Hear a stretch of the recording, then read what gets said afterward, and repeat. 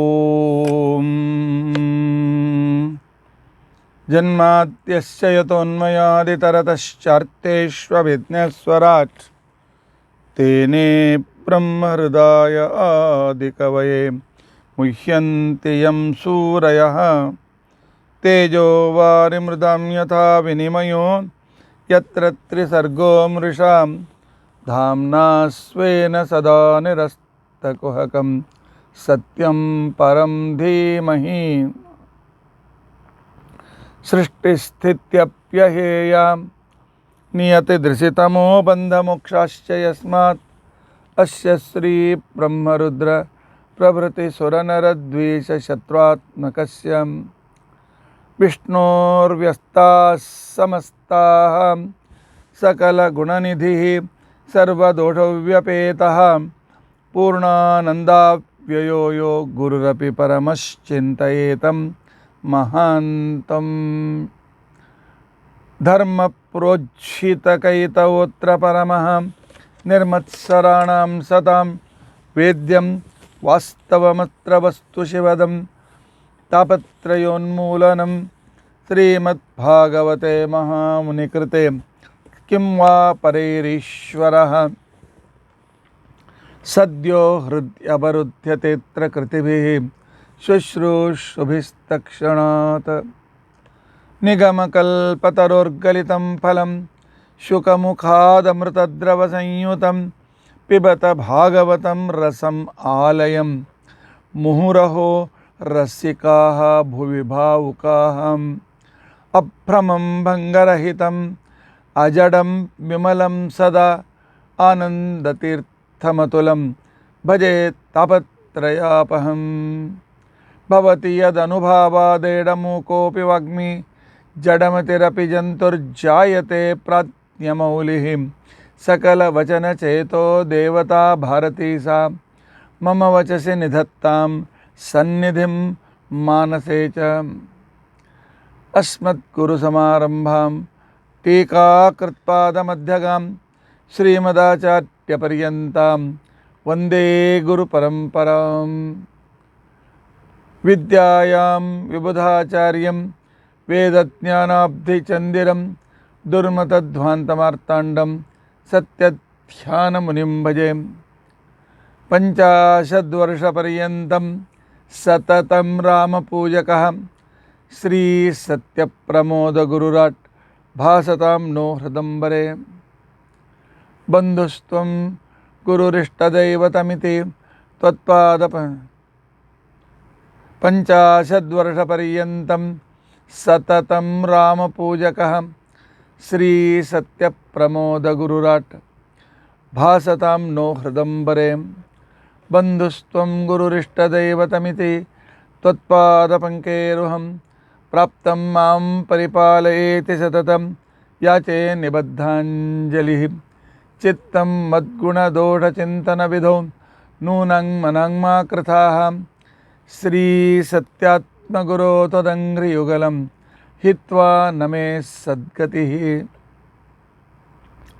यैरहं शुकवत् सम्यक् शिक्षितोऽस्मि कृपालुभिः तान् वन्दे धेनुपाचार्यान् तत्त्वज्ञानार्थसिद्धये श्रीगुरुभ्यो नमः हरिः ओम हरिः ओम हरिः ओम स्वस्तिस्तु अचेडसन्मङ्गलानि सन्तु श्लोकैकश्रवणपठनमात्रेण वक्तुश्च श्रोतॄणां निखिलगुणगणार्णो नित्यनिर्मुक्तदोषः सरसिजनयनोऽसौ श्रीपतिर्मानदो नः अस्मद्गुरुसमारम्भां टीकाकृत्पादमध्यगां श्रीमदाचार्यपर्यन्तां वन्दे गुरुपरम्परा विद्यायां विबुधाचार्यं वेदज्ञानाब्धिचन्दिरं दुर्मतध्वान्तमार्ताण्डं सत्यध्यानमुनिं भजे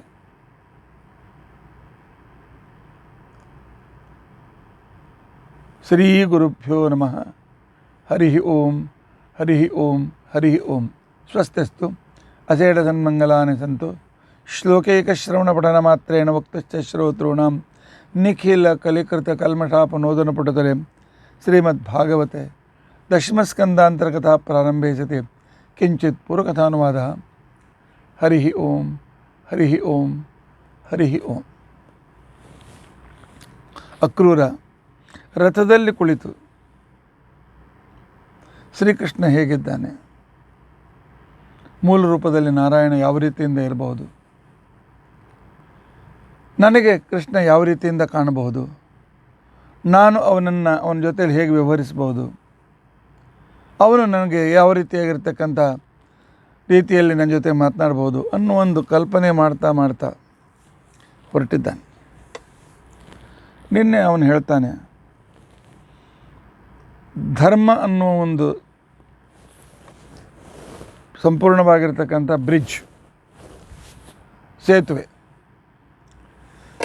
ಆ ಸೇತುವೆ ಸಂಸಾರ ಅಂತನೂ ಸಮುದ್ರದ ಮೇಲೆ ಕಟ್ಟಲ್ಪಟ್ಟಿದೆ. ಆ ಸೇತುವೆಯನ್ನು ದಾಟಿ ಜ್ಞಾನಿಗಳು ಅದರ ಮೇಲಿಂದ ಹೋಗಿ ವೈಕುಂಠಕ್ಕೆ ಮುಟ್ತಾರೆ. ಆದರೆ ಅನೇಕ ದುಷ್ಟರು ಜಗತ್ತಿನಲ್ಲಿ ಏನು ದುಷ್ಟ ಶಕ್ತಿಗಳು ಅಂತೇವೆ, ಇವಿಲ್ ಪವರ್ಸ್ ಅಂತೇನಿವೆ, ಅಸುರರು, ದೈತ್ಯರು, ರಾಕ್ಷಸರು ಮತ್ತು ಇನ್ನೂ ಅನೇಕ ರೀತಿಯಾಗಿರ್ತಕ್ಕಂಥವರು ಸ್ವಾರ್ಥಿಗಳು, ಅವರು ಆ ಸೇತುವೆಯನ್ನು ಬುಡದಿಂದ ಕಂಬಗಳನ್ನು ಕಿತ್ತಿ ಅಲುಗಾಡಿಸಲಿಕ್ಕೆ ಪ್ರಯತ್ನ ಮಾಡ್ತಾರೆ. ಆಗ ಪರಮಾತ್ಮ ಅವತಾರ ತೆಗೆದುಕೊಂಡು ಬಂದು ಅವರನ್ನು ಸಂಹರಿಸಿ ಮತ್ತೆ ಈ ಸೇತುವೆ ಗಟ್ಟುಮುಟ್ಟು ಮಾಡ್ತಾನೆ. ಈ ಕೃಷ್ಣಾವತಾರವೂ ಕೂಡ ಅಕ್ರೂರಂತ ಇದ್ದಾನೆ. ಇಂತಹ ಆ ಧರ್ಮ ಸೇತುವೆಯನ್ನು ಮುರಿಯಲು ಪ್ರಯತ್ನಿಸ್ತಕ್ಕಂಥ ವ್ಯಕ್ತಿಗಳನ್ನು ಶಿಕ್ಷಿಸುವುದಕ್ಕೋಸ್ಕರ ಪರಮಾತ್ಮ ತಾನು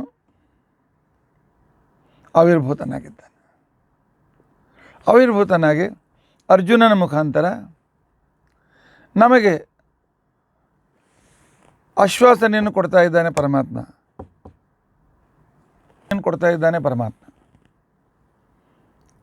ಅನನ್ಯಾಶ್ಚಿಂತಯಂತೋ ಮಾಂ ಯೇ ಜನಾಃ ಪರ್ಯುಪಾಸತೆ ತೇಷಾಂ ನಿತ್ಯಾಭಿಯುಕ್ತಾನಾಂ ಯೋಗಕ್ಷೇಮಂ ವಹಾಮ್ಯಹಂ.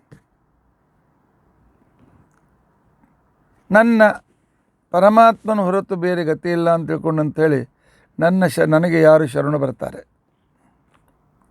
ಅನನ್ಯಾಶ್ಚಿಂತಯಂತೋ ಮಾಂ ಯೇ ಜನಾಃ ಪರ್ಯುಪಾಸತೆ, ನನ್ನ ಹತ್ತಿರ ಬರ್ತಾರೆ, ನನ್ನ ಸೇವೆಯನ್ನು ಮಾಡ್ತಾರೆ, ಅಂತಹ ನಿತ್ಯ ಅಭಿಯುಕ್ತಾನ,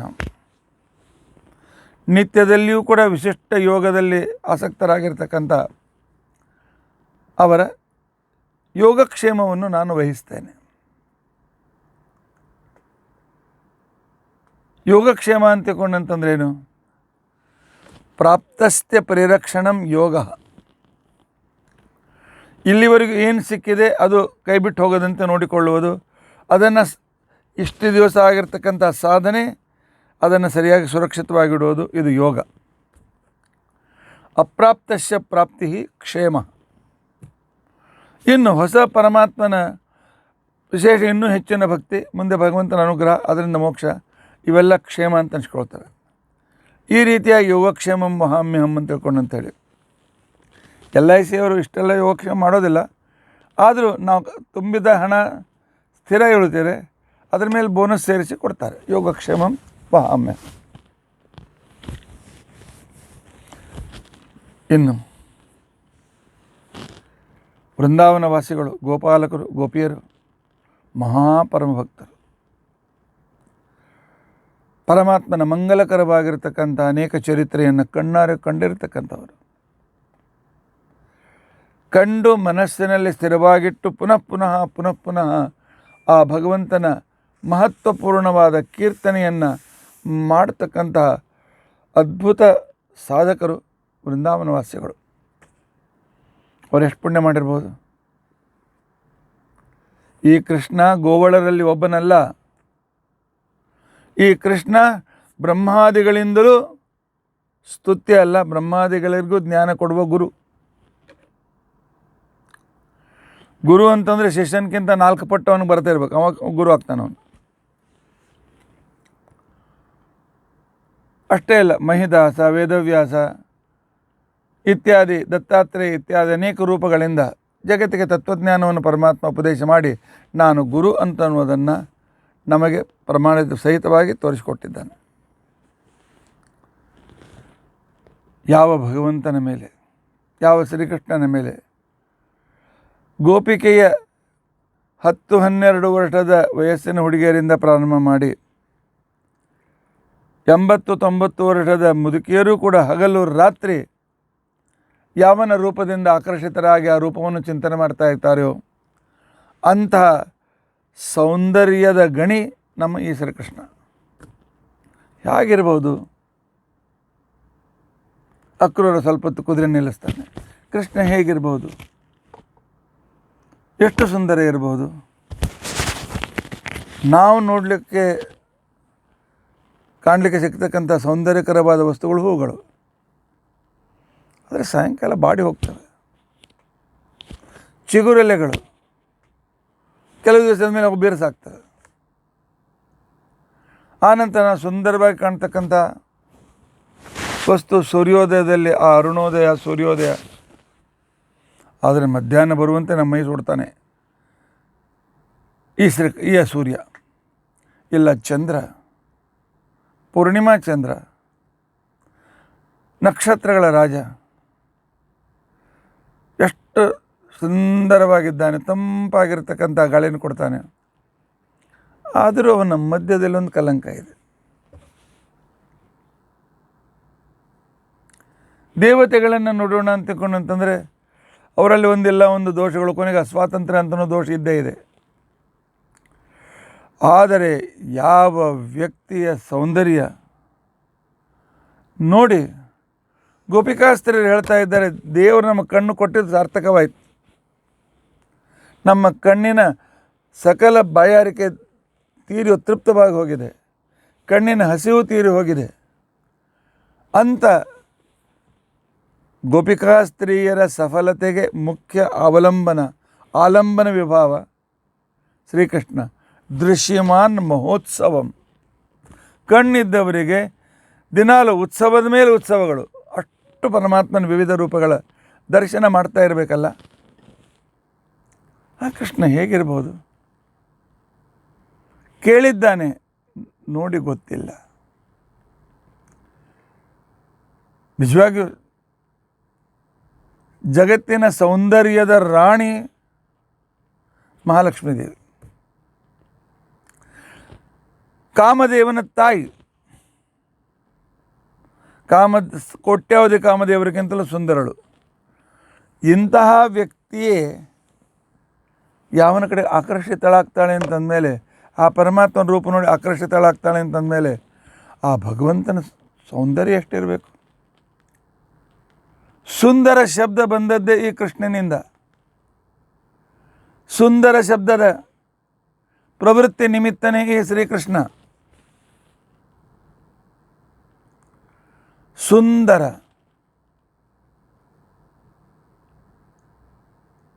ಅತಿ ಶ್ರೇಷ್ಠವಾಗಿರ್ತಕ್ಕಂಥ ಆಕರ್ಷಣೆ ಇರ್ತಕ್ಕಂಥ ಒಂದು ರೂಪ ಸುಂದರ. ಜಗತ್ತಿನಲ್ಲಿರ್ತಕ್ಕಂಥ 3 ತತ್ವಗಳು ಉಪನಿಷತ್ತು ಹೇಳ್ತದೆ, ಸತ್ಯಂ ಶಿವಂ ಸುಂದರಂ. ಸತ್ಯಂ ಶಿವಂ ಅಂತ ಹೇಳಿ ಯಾವುದೋ ಸಿನಿಮಾ ತೆಗೆದು ಆ ಮಾತಿನ ಅರ್ಥವನ್ನೇ ವಿಕೃತ ಮಾಡಿರ್ತಕ್ಕಂಥ ಭೂಪರು ಭಾರತೀಯರು. ಸತ್ಯ ಸರಿಯಾಗಿ ತಿಳಿದು ಅದರಿಂದ ಆಚರಣೆ ಅಂತಕ್ಕಂಥ ಒಂದು ವಿಧಾನ, ಇದು ಸತ್ಯ. ಸತ್ಯ ಸರ್ವೋತ್ತಮವಾಗಿರ್ತಕ್ಕಂಥ ವಸ್ತುವನ್ನು ಸೂಚನೆ ಮಾಡ್ತಾ ಇರುವುದು ಸತ್ಯ. ಸತ್ಶಬ್ದ ಉತ್ತಮಂ ಬ್ರೂಯಾತ್. ಅಥವಾ ಋತಂ ಯಥಾರ್ಥ ವಿಜ್ಞಾನಂ ಸತ್ಯಂ ತತ್ಪೂರ್ವಿಕಾಕೃತಿ. ಇನ್ನು ನಂಬರ್ 2 ಶಿವಂ, ಮಂಗಲ, ಶಾಂತಿ, ತೃಪ್ತಿ. ಇವೆಲ್ಲೂ ಶಿವಶಬ್ದದಿಂದ ವಾಚ್ಯವಾಗಿರ್ತಕ್ಕಂಥವುಗಳು. ಆ ರೀತಿಯಾಗಿರ್ತಕ್ಕಂತಹ ಸತ್ಯವಾಗಿದ್ದು ಸರ್ವೋತ್ತಮವಾಗಿರ್ತಕ್ಕಂಥ ಶಾಂತಿ, ತೃಪ್ತಿ ಯಾವನಲ್ಲಿ ಸಿಗ್ತದೆ? ಅವನಲ್ಲಿ ಇರತಕ್ಕಂಥ ಒಂದು ಪರ್ಸ್ನಾಲಿಟಿ ಅಂತ ತಗೊಂಡಂತಂದಿದೆ, ಅದೇ ಸುಂದರ. ಸತ್ಯಂ ಶಿವಂ ಸುಂದರ. ಎಂಥ ಅದ್ಭುತ ಸುಂದರನಾಗಿರ್ಬೋದಲ್ಲ ಶ್ರೀಕೃಷ್ಣ. ನಮ್ಮ ಪ್ರಭುವಾದ ಈ ಶ್ರೀಕೃಷ್ಣ ಸಾಮಾನ್ಯ ವ್ಯಕ್ತಿ ಅಂತ ತಿಳ್ಕೊಳ್ಬೇಡಿ. ಏನೋ ಗೋಗಳನ್ನು ಕಾಯ್ತಾನೆ ಅಂತ ತಿಳ್ಕೊಂಡಂತೇಳಿ ಸಾಮಾನ್ಯ ಗೋಗಳ ಅಂತ ತಿಳ್ಕೊಳ್ಬೇಡಿ. ಈ ವ್ಯಕ್ತಿ ಹೇಗೆ ಅಜಗರದ ಬಾಯಿಯಿಂದ ತನ್ನ ತಂದೆಯನ್ನು ಬಿಡಿಸಿದನು, ನಂದನನ್ನು ಬಿಡಿಸ್ತಿದನು, ಅದೇ ರೀತಿಯ ಕಲಿಕಾಲ ಅಂತ ತಿಳ್ಕೊಂಡಂತೇಳಿ, ಕಲಿಯುಗ ಅಂತ ತಿಳ್ಕೊಂಡಂತೇಳಿ ಅಜಗರ ಹಾವಿನ ಬಾಯಿಯಲ್ಲಿ ನಾವು ಸಿಕ್ಕಿಬಿದ್ದಿದ್ದೇವೆ. ಈ ಕೃಷ್ಣನ ಹೊರತು ನಮಗೆ ಸಂರಕ್ಷಕರು ಯಾರೂ ಇಲ್ಲ. ಅವನನ್ನು ಬಿಟ್ಟು ಬೇರೆ ಯಾರೂ ನಮ್ಮನ್ನು ಸಂರಕ್ಷಣೆ ಮಾಡೋದಿಲ್ಲ. ಅವನ ಆಜ್ಞೆಯಿಂದ ದೇವಾದಿ ದೇವತೆಗಳು ಅವರನ್ನು ನಾವು ಪೂಜೆ ಮಾಡ್ತೇವೆ, ಆಧಾರ ತೋರಿಸ್ತೇವೆ, ತಮ್ಮ ಶಕ್ತಿಯನುಸಾರ ನಮ್ಮ ಸಂರಕ್ಷಣೆ ಮಾಡ್ತಾರೆ. ಪೂರ್ತಿ ಸಂರಕ್ಷಣೆ ಮಾಡುವನು ಈ ಭಗವಂತನೇ. ದತ್ತಾಭಯಂ ಕಾಲಭುಜಂಗರಂ ವಸ ಪ್ರೋದ್ವೇಜಿತಾನಾಂ ಶರಣೈಷಿಣಾಂ ನೃಣಾಂ. ಭಾಗವತದ ಆ ಶ್ಲೋಕಗಳ ಅರ್ಥ ಗಾಂಭೀರ್ಯ ಬಹಳ ಅದ್ಭುತ. ಕಾಲಭುಜಂಗ ರಂವಸ ಪ್ರೋದ್ವೇಜಿತಾನಾಂ. ಕಲಿಕಾಲ ಅಂತಕ್ಕಂತಹ ಅಜಗರ ಹಾವಿನ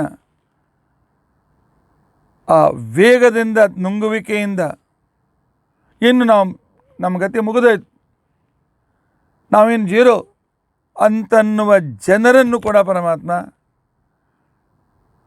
ಆ ಕಾಲಕ್ಕೆ ದತ್ತಃ ಅಭಯಂ ಕಾಲ, ದತ್ತಾಭಯ ಅಂಥವ್ರಿಗೆ ಅಭಯ ಕೊಟ್ಟು ಆ ಕಾಲನ ಅಂತಕ್ಕಂಥ ಕಲಿಕಾಲ ಅಂತಕ್ಕಂಥ ಅಜಗರ ಹಾವಿನ ಬಾಯಿಂದ ನಮ್ಮನ್ನು ಪರಮಾತ್ಮ ಹೊರಗೆ ತೆಗೆದು ಸುರಕ್ಷಿತವಾಗಿರ್ತಾನೆ.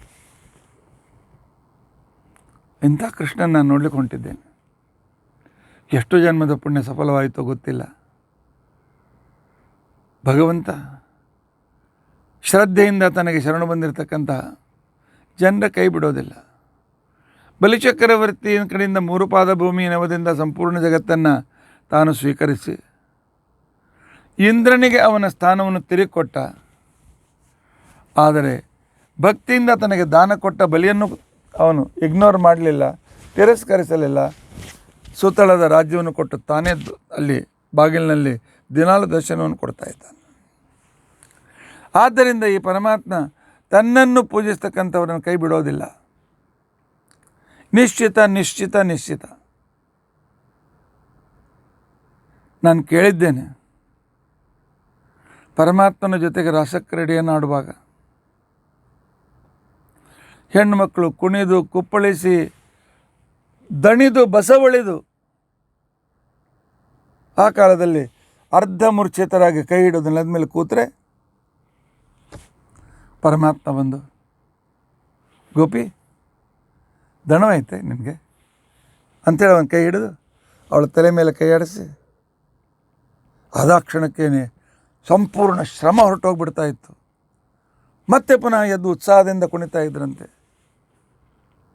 ಇಂಥ ಅದ್ಭುತ ಪರಮಾತ್ಮನ ಆ ಕೈ ಸೌಗಂಧಿಕ ಪುಷ್ಪದಂತೆ ಸುಂದರವಾದ ಕೈ, ಅಷ್ಟೇ ಸುಗಂಧಿತ.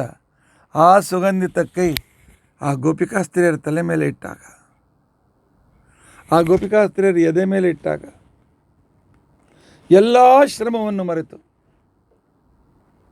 ಮತ್ತೆ ಪುನಃ ಕುಡಿಲಿಕ್ಕೆ ಪ್ರಾರಂಭ ಮಾಡ್ತಾರಲ್ಲ, ಅಂಥ ಕೈ ನೋಡಲಿಕ್ಕೆ ನನಗೆ ಇವತ್ತು ಸಿಗ್ತಾ ಇದೆ.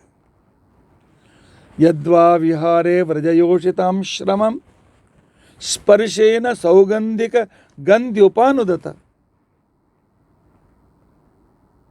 ಒಂದೊಂದು ಭಾಗವತದ ಶ್ಲೋಕ ಚಿಂತನೆ ಮಾಡ್ತಾ ಇದ್ದರೆ ಆ ಚಿಂತನೆ, ಅದರ ಅರ್ಥ, ಅದರಿಂದ ಬರ್ತಕ್ಕಂಥ ಒಂದು ಶಬ್ದಚಿತ್ರ, ಆ ಶಬ್ದಚಿತ್ರದಿಂದ ಬರ್ತಕ್ಕಂಥ ಆಗುವ ಆ ದರ್ಶನದ ಆನಂದ, ಆ ನಂತರ ಅದನ್ನು ಹೃದಯ ಮಂದಿರದಲ್ಲಿ ಅನುಭವಿಸುವ ಆನಂದ,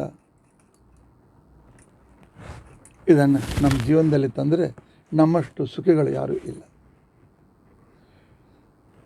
ಅಷ್ಟೇ ಅಲ್ಲ, ಕಂಸ ಮೂರ್ಖ ರಾಮಕೃಷ್ಣನ ಕರೆದುಕೊಂಡು ಬಾ ಕೊಲ್ತೇನೆ ಅಂತೇಳಿ ನನ್ನನ್ನು ಕಳಿಸಿದ್ದಾನಲ್ಲ, ಅವನಿಗೆ ಗೊತ್ತಿಲ್ಲ ನಮ್ಮ ಈ ಶ್ರೀಕೃಷ್ಣ ಅಚ್ಯುತ, ಚ್ಯುತಿ ವಿನಾಶ ಇಲ್ಲ ನಮ್ಮ ಕೃಷ್ಣನಿಗೆ. ದೇಶ ಕಾಲ ಗುಣ ಯಾವುದರಲ್ಲಿ ಕಡೆ ಇಲ್ಲ. ದೇಶತಃ ಕಾಲತಃ ಗುಣತಃ ಸರ್ವತ್ರ ವ್ಯಾಪ್ತನಾಗಿರ್ತಕ್ಕಂಥ ವ್ಯಕ್ತಿ, ಎಂದಿಗೂ ನಾಶದ ಕಲ್ಪನೆ ಇಲ್ಲದೆ ಇರತಕ್ಕಂಥ ವ್ಯಕ್ತಿ ನಮ್ಮ ಈ ಶ್ರೀಕೃಷ್ಣ. ಆದ್ದರಿಂದಲೇ ಶಾಸ್ತ್ರ ಅವನಿಗೆ ಅಚ್ಯುತ ಅಚ್ಯುತ ಅಂತ ಕರೀತಾರೆ. ಈ ಕಂಸ, ಈ ಜರಾಸಂಧ, ಈ ಚಾಣೂರ, ಈ ಮುಷ್ಟಿಕ ನಮ್ಮ ಕೃಷ್ಣನ ಕೂದಲು ಅಲಗಾಡಿಸ್ಲಿಕ್ಕೆ ಆಗಂಗಿಲ್ಲ. ಹಿಂದಿಯೊಳಗೆ ಹೇಳ್ತಲ್ಲ, ಬಾಲ್ ಬಿ ಬಾಂಕಾನೇ ಕರ್ಸಕ್ನೆ. ಮೂರ್ಖರು ಇವನನ್ನು ಕರೆಸಿ ಕೊಲ್ಲಬೇಕು ಅಂತ ಕೊಂಡಂಥ ಪ್ಲ್ಯಾನ್ ಆಗ್ತಾ ಇದ್ದಾರೆ. ಅವ್ರ ಪ್ಲ್ಯಾನ್ ಎಂದು ಸಕ್ಸಸ್ ಆಗೋದಿಲ್ಲ. ಆದರೆ ನನಗೊಂದು ಅವ್ಯಕ್ತ ಭಯ. ಯಾಕೆ ಗೊತ್ತೇ? ನಾನು ಕಂಸನ ದೂತನಾಗಿ ಬಂದಿದ್ದೇನೆ. ಕಂಸ ತನ್ನ 6 ಜನ ಅಣ್ಣಂದಿರನ್ನು ಕೊಂದದ್ದು ಕೃಷ್ಣನಿಗೆ ಗೊತ್ತಿದೆ. ಇಂಥ ಕಂಸನ ದೂತ ಸೇವಕರುಗಳೇ, ಅವನು ಬೆಟ್ಟಾಗೋ ಕಾರಣ ಆಗೋದಿಲ್ಲ, ಕಳಿಸಿಬಿಡು ಅವನನ್ನು ಅಂತಾನೆ. ಹಾಗಂದ್ರೆ ನನ್ನ ಗತಿ ಏನು? ನನ್ನ ಜೊತೆಗೆ ಭೇಟಿ ಆಗಲಿಕ್ಕೆ ಅವನು ಒಪ್ಪದೇ ಇದ್ದರೆ ನನ್ನ ಗತಿ ಏನು? ನನಗೆ ದರ್ಶನ ಕೊಡಲಿಕ್ಕೆ ಅವನು ಸಾಧ್ಯವಾಗದೇ ಇದ್ದರೆ ಅವ್ನು ಸಾಧ್ಯ ಇದೆ, ದರ್ಶನ ಕೊಡಲಿಕ್ಕೆ ಅವನು ಒಪ್ಪದೇ ಇದ್ದರೆ ನನ್ನ ಗತಿ ಏನು ಅಂತ ಮತ್ತೆ ರಥ ನಿಲ್ಲಿಸ್ತಾನೆ, ಕಣ್ಣೀರನ್ನು ಒರೆಸ್ಕೊಳ್ತಾನೆ. ಏನು ಮಾಡಬೇಕು? ಇಲ್ಲ, ನಮ್ಮ ಕೃಷ್ಣ ಹಾಗೆ ಮಾಡಲಿಕ್ಕೆ ಸಾಧ್ಯ ಇಲ್ಲ. ಯಾಕೆ? ಪರಮಾತ್ಮ ಸರ್ವಸಾಕ್ಷಿಯಾಗಿರ್ತಕ್ಕಂತಹ, ಎಲ್ಲರನ್ನೂ ಸದಾಕಾಲದಲ್ಲಿ ತನ್ನ ಸರ್ವತೋಮುಖತ್ವದಿಂದ ನೃಸಿಂಹಂ ಭೀಷಣಂ ಭದ್ರಂ ಸರ್ವತೋಮುಖಂ ಅಂತಿಕೊಂಡಂತ ಹೇಳಿ ನಿಂತಕ್ಕಂಥ ಅವನಿಗೆ ನಾನು ಭಕ್ತನಿದ್ದೇನೆ ಗೊತ್ತಿಲ್ವೇ? ದಿನಾಲು ಮನಃಪೂರ್ವಕವಾಗಿ ಅವನನ್ನು ಪೂಜೆ ಮಾಡೋದು ಗೊತ್ತಿಲ್ವೇ?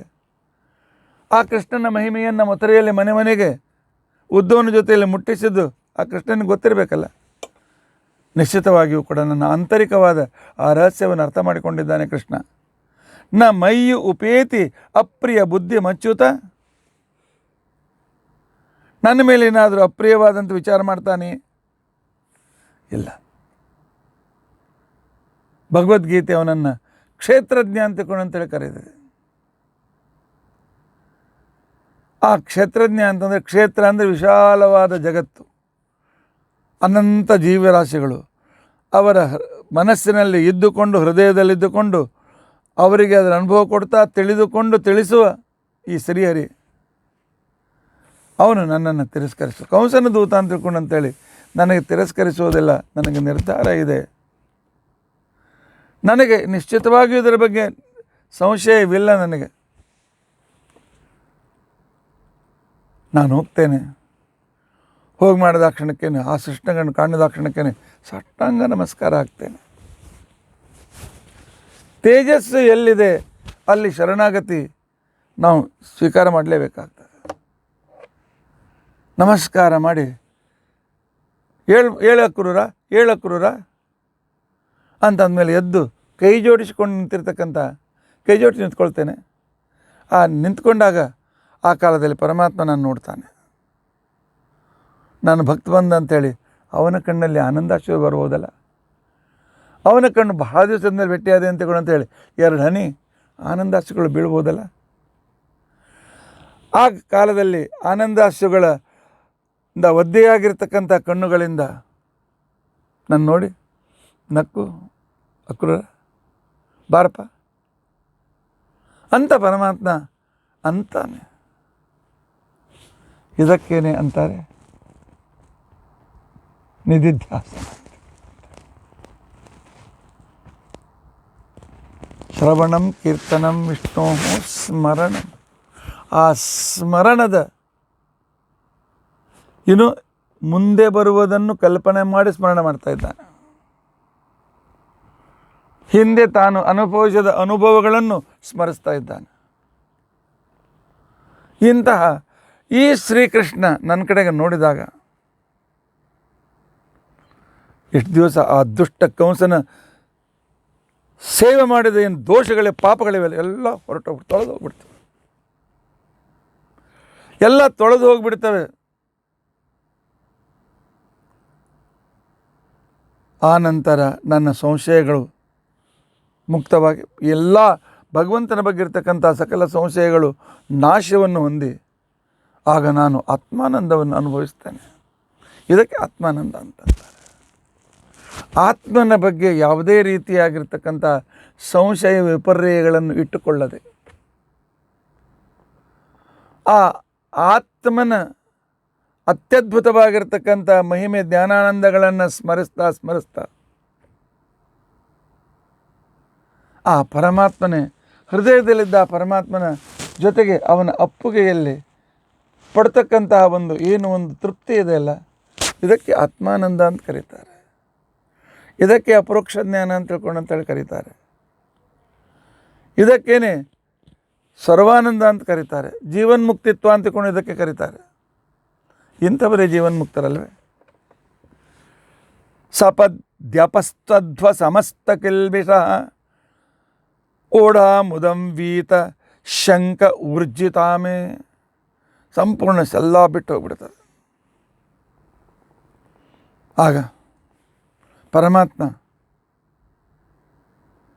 ಅಕ್ರೂರ, ಇಷ್ಟು ದಿವಸ ನನ್ನನ್ನೇ ನೆನೆಸ್ತಾ ಇದೆಯಲ್ಲ, ನನ್ನನ್ನೇ ಮಿತ್ರನಾಗಿ ಮಾಡ್ಕೊಂಡಿದ್ದೆಯಲ್ಲ, ಅವಿಜ್ಞಾತ ಸಖನಾಗಿರ್ತಕ್ಕಂಥ ನನ್ನನ್ನು ನೆನೆಸಿದ್ಯಲ್ಲ, ಅದನ್ನು ಬಾರಪ್ಪ, ನೀನು ನನ್ನ ಶ್ರೇಷ್ಠ ಮಿತ್ರ. ನೀನು ನಮ್ಮ ಅಪ್ಪ ವಸುದೇವ ಮತ್ತು ನಿಮ್ಮ ಅಪ್ಪ ಶ್ವಪಲ್ಕ ಎಲ್ಲರೂ ಸಂಬಂಧಿಕರೇ. ಆದ್ದರಿಂದ ನೀನನ್ನು ಬಂದು ಎಲ್ಲಕ್ಕಿಂತ ಮುಖ್ಯ ನೀನನ್ನು ಏಕಾಂತ ಭಕ್ತ, ಬಾರಪ್ಪ ಅಂಥೇಳಿ ಕೃಷ್ಣ ಕೈ ಮುಂದೆ ಮಾಡ್ತಾನೆ. ಓಡ್ತಾನೆ. ಹೋದಾಕ್ಷಣಕ್ಕೇನೆ ಕೃಷ್ಣನನ್ನು ಅಪ್ಪಿಕೊಂಡು ಬಿಡ್ತಾನೆ. ಆ ಕೃಷ್ಣನ ಅಪ್ಪುಗೆ, ಆ ಪರಮಾತ್ಮನ ಆ ಅಪ್ಪುಗೆಯಲ್ಲಿರ್ತಕ್ಕಂಥ ಆನಂದ ಜ್ಞಾನಗಳ ಸಂಪರ್ಕ,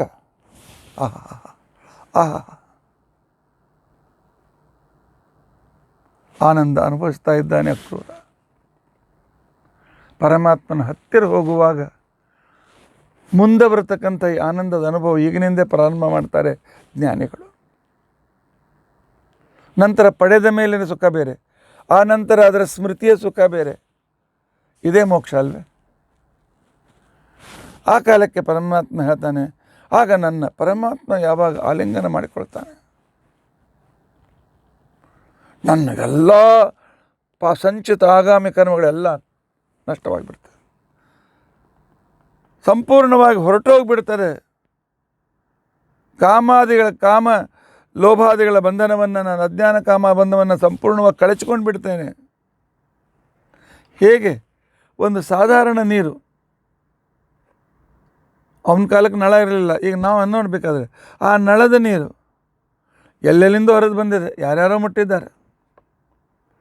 ಆದರೆ ಆ ಶಾಲಿಗ್ರಾಮದ ಮೇಲೆ, ಸುದರ್ಶನದ ಮೇಲೆ ಹಾಕಿದ ಕ್ಷಣಕ್ಕೇನೆ ಶಾಲಿಗ್ರಾಮ ಸ್ಪರ್ಶದಿಂದ ಅದು ತೀರ್ಥವಾಗ್ತದೆ, ಗಂಗೆಯಾಗ್ತದೆ. ಅದನ್ನು ತೆಗೆದುಕೊಂಡ್ರೆ ಪ್ರಥಮಂ ಕಾಶುದ್ಧರ್ಥಂ, ದ್ವಿತೀಯಂ ಧರ್ಮ ಸಾಧನಂ, ತೃತೀಯಂ ಮೋಕ್ಷದಂ. ಆ ನಳದ ನೀರು ಶಾಲಿಗ್ರಾಮ ಸ್ಪರ್ಶದಿಂದ ಮೋಕ್ಷದವಾಗುವಂತೆ ಆ ಕೃಷ್ಣನ ಆಲಿಂಗದಿಂದ ನನಗೆಲ್ಲ ಪಾಪಗಳು ಹೊರಟೋಗ್ಬಿಡ್ತದೆ, ನಾನು ಜೀವನ್ಮುಕ್ತನಾಗ್ತೇನೆ.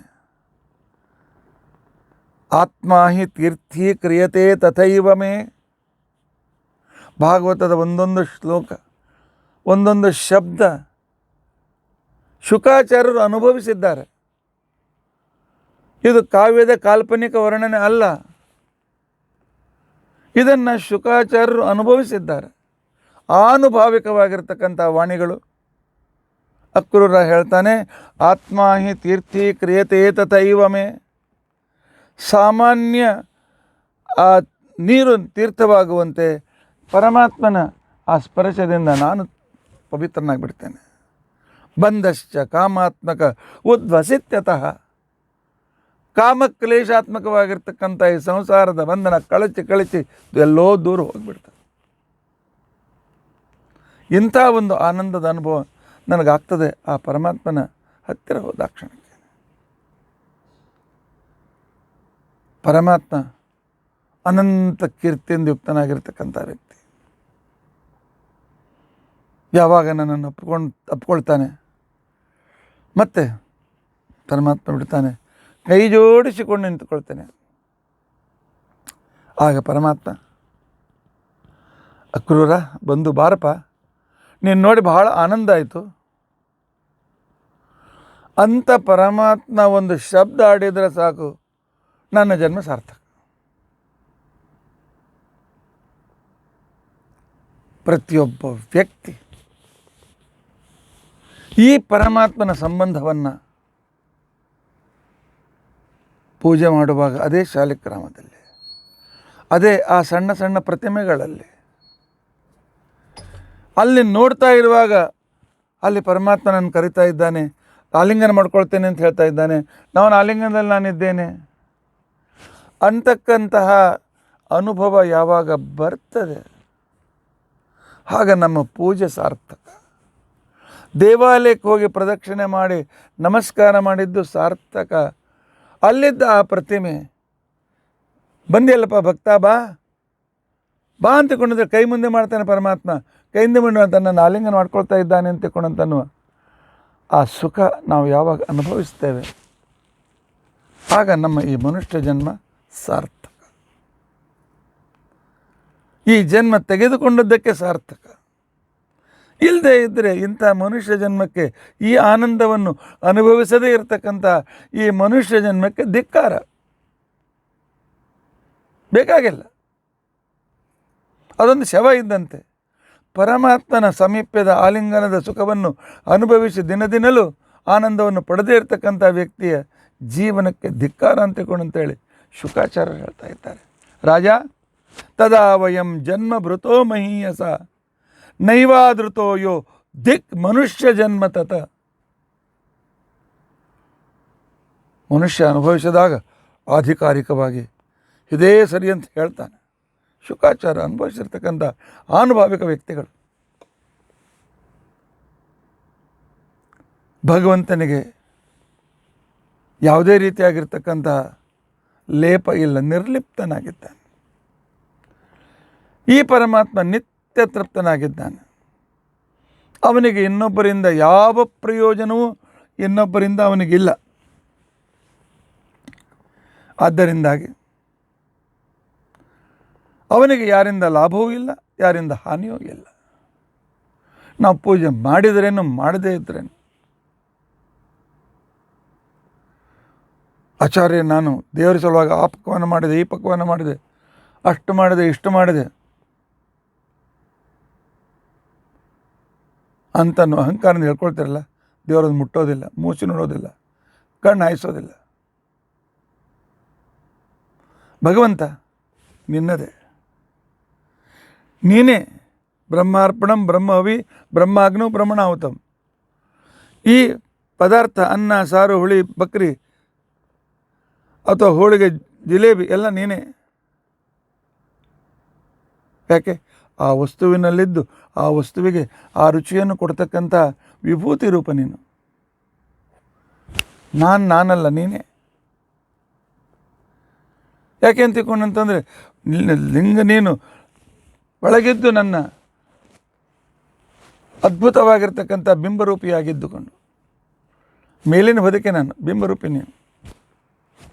ಭಗವಂತ ಈ ಪ್ರತಿಮೆಯಲ್ಲಿ ನೀನೇ ಇದ್ದೀಯಲ್ಲ, ನೀನು ಇದ್ದೀಯ ಅಂತ ತಿಳ್ಕೊಂಡಂತೇಳಿ ಈ ಕಲ್ಲಿಗೆ ನಾವೆಲ್ಲ ನಮಸ್ಕಾರ ಮಾಡ್ತೇವೆ. ನೀನು ಇಲ್ಲದೇ ಇದ್ದರೆ ಕಲ್ಲು ಅಂಥೇಳಿ ನೈವೇದ್ಯದ ಸಂದರ್ಭದಲ್ಲಿ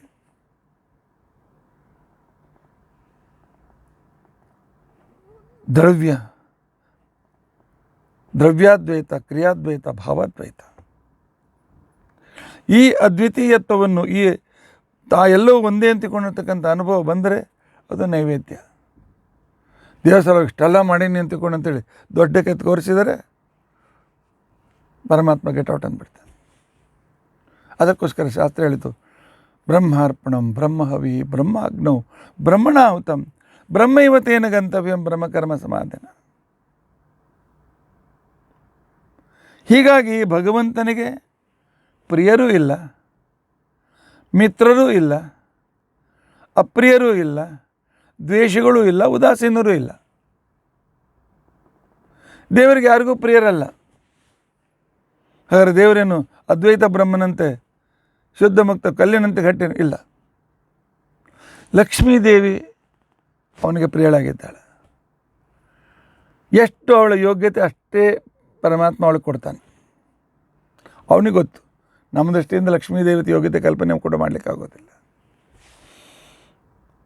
ಲಕ್ಷ್ಮಿಗೋಸ್ಕರ ಲಕ್ಷ್ಮಿಯನ್ನು ಪ್ರೀತಿ ಮಾಡ್ತಾನೆ, ತನಗೋಸ್ಕರ.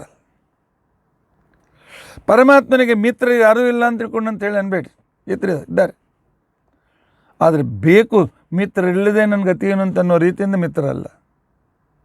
ಉಪಕಾರ ಮಾಡೋ, ಅವ್ರ ಮೇಲೆ ಅನುಗ್ರಹ ಮಾಡೋದಕ್ಕೋಸ್ಕರ ಮಿತ್ರ. ಅರ್ಜುನನನ್ನು ಸಖ ಅಂತಿಕೊಂಡು ಅನೇಕ ಸಲ ಕರೆದಿದ್ದಾನೆ. ಕೃಷ್ಣ ಸಖ ಅಂತ ಕರೆದದ್ದು ಇಬ್ಬರನ್ನು ಮಾತ್ರ, ಭೀಮಾರ್ಜುನರನ್ನು ಮತ್ತು ದ್ರೌಪದಿಯನ್ನು. ಪ್ರತ್ಯೇಕ ಹೇಳಿದ್ರೆ 3 ಜನ ಅಂತ ತಿಳ್ಕೊಳ್ಳಿ. ದ್ರೌಪದಿಗೆ ಹೇ ಸಖಿ ಅಂತಿಕೊಂಡು ಅಂತೇಳಿ ಕರೀತಾನೆ ಪರಮಾತ್ಮ. ದ್ರೌಪದಿಯನ್ನು ಶ್ರೀಕೃಷ್ಣ ಕರೀತಾನೆ. ಉದ್ಧವನನ್ನು ಕೂಡ ಪರಮಾತ್ಮ, ಉದ್ಧವ, ಸುಧಾಮ, ಶ್ರೀಧಾಮ ಇವರೆಲ್ಲರೂ ಕೂಡ ಮಿತ್ರನ್ನಾಗಿ ಮಾಡಿಕೊಂಡಿದ್ದಾನೆ. ಆದರೆ ಇವರ ಯೋಗ್ಯತೆ ಅವರಲ್ಲಿಲ್ಲ.